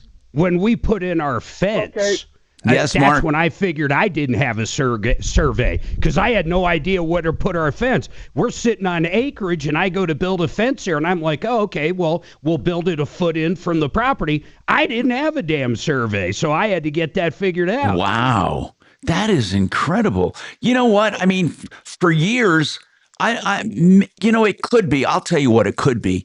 I'm remembering. I don't know, actually. I actually don't know. But in any case, Alex, they did things different in the 1800s. That could be it, Mark. That could be it. Some of them were new builds, and in a new build, I know they require it. But it could be that I'm just remembering. Well, no, but seriously, you plotted out all those neighborhoods. We drive by most of the neighborhoods you did in Franktown. I would assume when you buy 100 acres of land and cut it all up, you have to have a survey. Yeah, I mean, because you're cutting it up into individual lots. Right. And I think the lenders in those situations, when you're buying in a new subdivision, they want to see a survey. So it's really conditional whether or not you have a survey, Alex.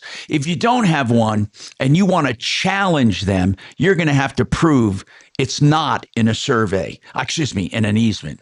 You're going to have to prove it.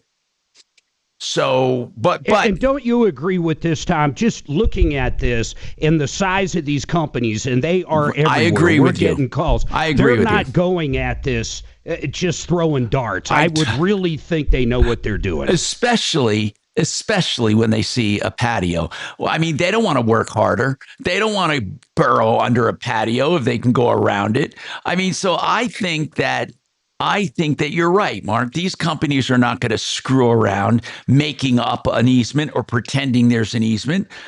Alex, my gut feeling is this, that it's in an easement, but you can verify it.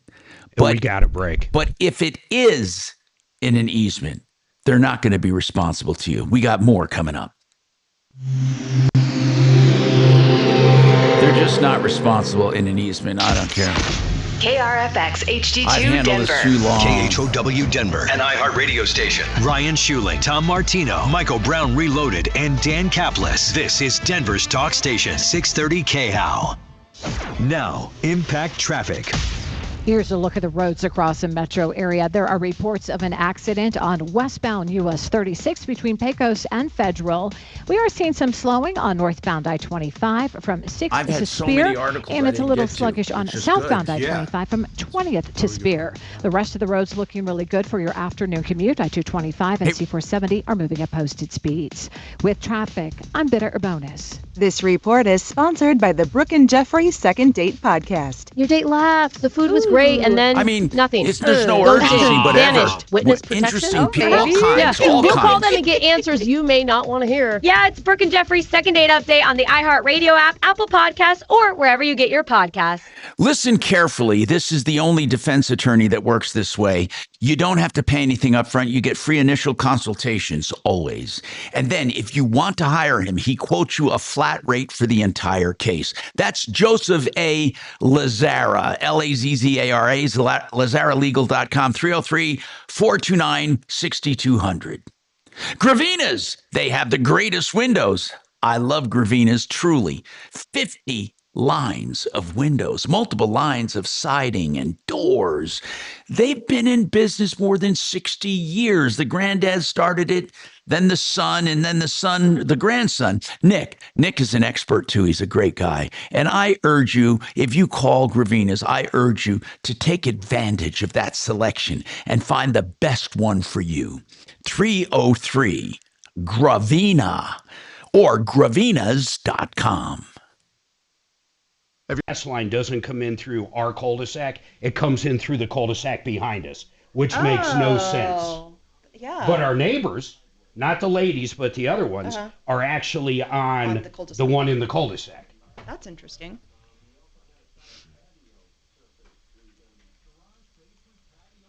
Yeah, that cost me about $1,000. It wasn't a lot, but it was about $1,000. Whoa, baby, in that area, that was a great investment, Mark. I mean, that place. We're 3 times even. You guys did great. Well, I'm not going to say we put a ton in. I was just thinking about it. With Discount Bath, we've redone unless every he has single something to bathroom. add, really, We've we're redone just the going in entire first circles. floor. The master bathroom is, it's top notch. You Total tripled your equity on that. Tom? That's incredible. And you wait when rates drop. Right now, the market's okay, baby. And that garage we added. Oh yeah, that's everything out there. That's a big deal, man. Mark, that garage, that building is beautiful. Like you know in what's ours. funny, Tom? You know would what I mean? think, Like the double. You would under think with contracts the in our horse souls. barn and the pasture and everything, we'd have horses. But I'd tell you, people looking out there, they love the idea of having a barn and shit. I know they do. I can't imagine getting up on a cold Franktown morning and feeding the goats or whatever people do. It's peaceful out there, though. Now that the kids have moved out, it would have been easy back then. Right. Go feed the horses. Go feed the horses. Right. You always have deer out there or something. Yeah. We live on property in a mountain area. Yeah. In Woodland. We had 2 fox chasing each other playing in our driveway the other morning. It was that's so cute to watch. Foxes are cute as hell. Very cute. That's cool. Michael thinks they're probably a mated pair. He said, watch, we'll have pups coming up. We had a mountain lion right down at our corner on our local Facebook page yesterday. Ooh, we've had a few. It was a big boy or girl. I don't know. Yeah, we've had a few encounters. They're the only ones that scare me out there. The coyotes and shit, I don't give a shit about any of that. Yeah. It's those damn mountain lions. Oh, mountain lions, yeah. They're the king of the jungle out there. Yeah, a few mornings, within the first few weeks of us being in the house, I was standing out on the front porch, just looking out, watching it snow, and I see this stalking like this through the end of our property and kind of go up across. I'm like, oh, there's a dog. I'm like, that's not a dog. No. I mean, it's like moving like this, real fluid the way it was. It was a mountain lion. A mountain lion. Yeah, I was sitting there watching it. I'm like, yeah, a couple weeks after we move out there. Now, mind you, Michael was gung-ho and like over the moon about where we moved. Yeah. I was a little more like, oh my gosh, what the heck did we do? Like, why are we out in the middle of nowhere kind of thing, right? Yeah. And then I see this mountain lion within the first couple of weeks, and I'm sitting there going, I'm like, what do you guys do in that case? I mean, do they go on your property and bother you? They don't usually mess with. I haven't really had They'll any. go wherever they want to go. Yeah, that's true. They go wherever they want. They don't We have to be had that big to be one powerful calling either. out by our garage. Did Michael play that for you ever? That was creepy. It was really creepy. Yeah, Was it we had nighttime one or- calling. Yeah, it was at night. Oh, you could tell it was a mountain lion too. There It's was out no there with doubt. the flashlight. Oh, Oh, yeah. Michael's out there with the flashlight. That was creepy. We get these turkeys now. We had them living in our backyard. In fact, I'm pretty sure one of them killed our cat. But Frank, these turkeys, I mean huge turkeys, will be 60 to 100 feet up in our trees. Yeah. And when you see these fat suckers, you can't even imagine how they fly. They're fun to watch, we haven't though, had 'cause the tech big ones start collisions in a while. parading around. Oh, when they fluff out, it's like, oh, wow. We get a lot of the turkeys. They could be mean too.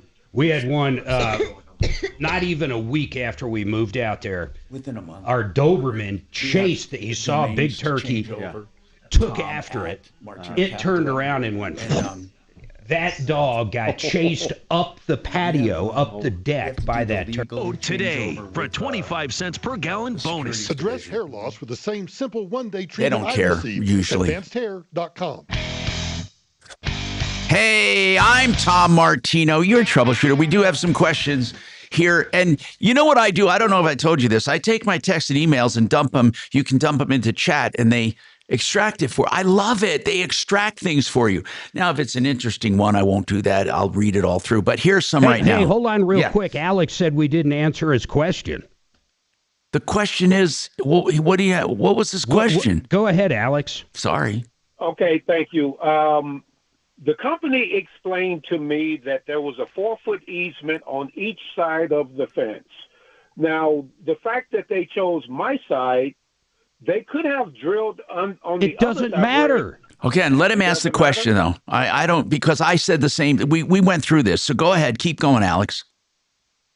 Well, I was just wondering, wouldn't that be classified as negligence when No. they could have drilled on the other side of the fence? No, I mean, no, it's not negligent. It's in the easement. I mean, you could say, I see where Alex is going because there is a law that says they can't be overly reckless. You know what I'm saying? That when they come in, they can't just be bombastic. Okay. But I'm not sure that would be considered bombastic. Like, I don't know. Alex, the truth is we don't know. Let's go down this path though. I always say this. At the end of every conversation I have with a consumer, I put a word in and it tells you the essence of the problem. Blah, blah, blah, blah, blah. Therefore. Okay, so let's go down the road. They could have gone outside of my patio. I think they were negligent. Therefore, fill in the blank, Alex. Therefore what? Therefore. I would think, therefore, they're responsible for the damage. No, but therefore you have to prove they're responsible for the damage. See, that's what I get by the therefore. There is no automatic minister of fairness. You see, it might not be a bad idea to throw a $55 small claims lawsuit at them. It's not going to cost you any more than $55 to figure out all the questions you have. And see, we just did. I got another smart text, and it says maybe the easement had other things in it over there, and they had to use the other side of the easement. No. How do you know? No, there was because they had to have locates painted on the ground before they even start drilling, and the locates showed that there was an existing phone line on my side of the fence. On the other side of the fence, there was absolutely nothing. Okay, you already know that. Well, maybe they got to tap into that original phone line. Is that a possibility? I don't know. No, that's a copper line. They're putting in fiber. I don't know, man. Well, it's $55 in small claims, man. In fact, even if they have a great case not to pay it, they might decide it's way cheaper just to pay a couple thousand. How much is it going to cost to fix it? It all depends on how much concrete is per yard nowadays and the labor. No, I'm just asking in general. I'd say maybe $3,000. 3, 4. Okay. Yeah, somewhere around there. Yeah, so sue him for 6. I'm serious, man. It's a $55, We got to take this attempt. break. Got to take this break. Waterpros.net, the best water systems and the lowest prices. Waterpros.net. Before you do anything, call WaterPros if you want better water for your plumbing, for your health, for drinking. That's 303-862-5554. The absolute lowest prices, 303-862-5554.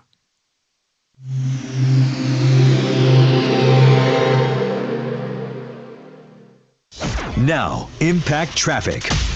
Here's a look at the roads across the metro area. There are reports of an accident on westbound US 36 between Pecos and Federal. We are seeing some slowing on northbound I-25 from 6th to Spear, and it's a little sluggish on southbound I-25 from 20th to Spear. The rest of the roads looking really good for your afternoon commute. I-225 and C-470 are moving at posted speeds. With traffic, I'm Bitter Bonus. This report is sponsored by the Brooke and Jeffrey Second Date Podcast. Your date laughed. The food was great, and then nothing. Ghosted. Vanished. Witness protection? Oh, perhaps? maybe. Yeah. We'll call them and get answers you may not want to hear. Yeah, it's Brooke and Jeffrey's Second Date Update on the iHeartRadio app, Apple Podcasts, or wherever you get your podcasts. Discountbath.com. 2 words you don't normally hear, but I love hearing them. I love discounts. I love Bath. I love the guaranteed lowest price. You know, that's what we've been doing. Mark and I have been trying to find the best deals for you in addition to finding great sponsors. And Discount Bath will give you the best deals on your bathroom remodel. Think about that. All you have to do is do a video. They'll give you a price. If you like it, they'll come over and sketch it out and do it. 720-979 2322. Now, here's what you do. Go to discountbath.com, get an upload link. That is, you answer a few questions. They give you a private link, okay? They email it to you. Then you go and take your video camera, your cell phone. You go in and say, I want to move this vanity, or I want to move this toilet, or I want a walk-in shower. I want a double vanity, whatever you want. Talk, narrate, upload, get your price. Discountbath.com. What were you thinking? Moving us out to like, oh. When you have that kind of interaction, you know. Do you run across that a lot, Mark? What's that? Mountain lions?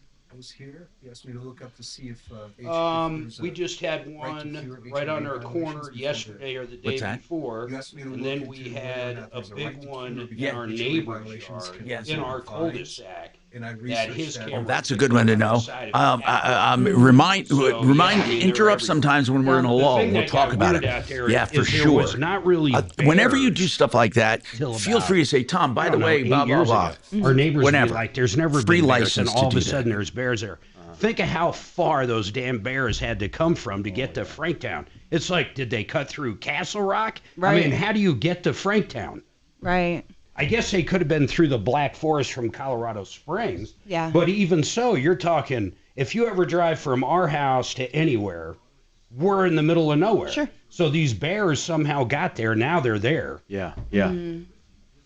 Yeah, we see occasional bears. Yeah. We had a mom and a couple cubs trotting through our driveway. You know, we caught that on the cameras. Because, of course, we have cameras. Bears are huge, too. They're like, 9 foot tall, probably. The black bears, at least, well, the mama, I guess, looked pretty big. Yeah, yeah. So. Can you imagine that? Yeah. Man. Haven't had a whole lot of interaction with the bear. Well, that's a good thing. Yeah, I agree. I enjoy watching the fox play in my driveway. Those are fun. That's fun. Yep. The turkeys are entertaining, especially, like I said, when you get the big males that go parading around. You know, Turkeys that's are pretty mean. funny. Some cats could be mean, too. We actually, I don't know where this cat actually lives, but we catch a house cat, like a lot, on our cameras. Do you? So I don't know if it's a neighbor's cat that they just let out. It's I would from all think over. that would be, I mean, out where we are, I'm thinking, man, your cat's going to get eaten by something, but Yeah. it's been around for a couple years, so it's clever anyway. We got some neighborhood cats that Hangs out in our barn down at the bottom. Yeah, we catch him on the cameras all the time. He's a big fat cat too. we'll see one just walking around. A black cat. And I'm like, Hey, Mark, do you guys have any bear out there? We lost 3 cats cats, but this thing is surviving. Ain't nobody Right? listening. Does he have bear? Barn cat. Right. It knows They the know. territory. I feel like this one spends a lot of time outside. But you know what we are thrilled about is the rodent population's gone down. Oh, big time. Yeah, because Michael was on a campaign for, a few years. He was trapping them, like all the chipmunks, and relocating them. I'm unplugged. I don't think I can hear him. No? If I hit... I can't hear him through that one. I can't hear you! Hold on. Yeah, Michael was like steady trapping these things and relocating them down by the creek, which is like 2 miles from us. Mm-hmm. So he's Yeah. constantly trying to relocate Oh, I them. just wondered if you have bears. The truck wiring. Oh, hell yeah, we got bears. No shit. Got it. He was trying to just prevent the damage. Hell to the yeah, vehicles. we got bears. I can understand. Yeah, totally. It's the last thing you need is them tearing up your car or something. Mm-hmm. Yeah, they get in there, when it's cold. And they get in there and... So it sounds like there's pros and cons to living on that type of property. You get the views and the Oh nice- yeah, the serenity is Yeah, amazing. serenity. It's so peaceful. Yeah. Big skies. You can sit in your hot tub and it's like quiet. Yeah. Nobody's looking over the fence at You you, don't have kind of neighbors thing. and stuff, Right. But yeah, you definitely are a little more one with nature, and you've got. It's funny how our you gotta- YouTube chat sometimes fascinated by they have Right. nothing to do with the show. It's harder than it looks. They're completely like, a community within themselves. I'm not a fisher. The latest for your health and more on the Joe Pag Show. Tonight from 6 to 9 on 630 KHOW. Hey, I'm Tom Martino, your troubleshooter. Okay, 303-713-TALK, 713-8255. So I had some comments on that. One on that says, I have had issues where companies like cable companies do horizontal drilling and all that, and they have to be careful of other utilities. But if the line locate was done and they hit a gas line, they're not responsible. I'm sorry.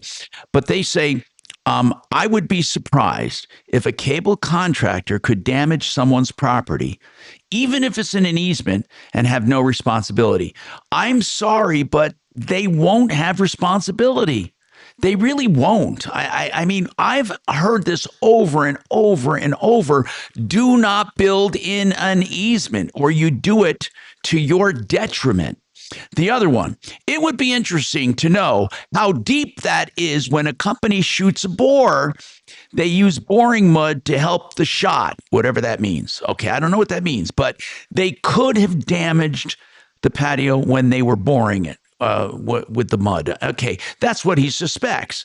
I don't think there's any doubt that the company caused the damage. The question is, are they responsible? I hope Alex stays in touch with us. I'd love to know what a company like that does when it comes to small claims. Do you think they would sometimes just not fight it, Mark? What do you think? I mean, really, if you think... I think... I don't know, man, because if you pay one, you might end up paying 100. So I don't know the correct answer. We don't know how old that patio was, too. I mean, how about it's a 50-year-old piece of concrete? I just don't know the answers to this. All right. The other day, Tom, you had a guy where they lost his blood sample. You said there's not much you can do about it. Well, there really isn't. But then they said, what about when the lab gets your results wrong and you suffer as a result of that? Well, it depends on how you suffer. If it's temporary, you got a scare thinking you had a disease, there's usually not that much action to take. But we can talk more about this tomorrow. Remember, folks, save all your problems for me. You're clear. Okay, bro. Follow Tom Martino See ya. at Real Tom Martino And stay connected with all of us at 630 KHOW, KHOW.com. and on the iHeartRadio app.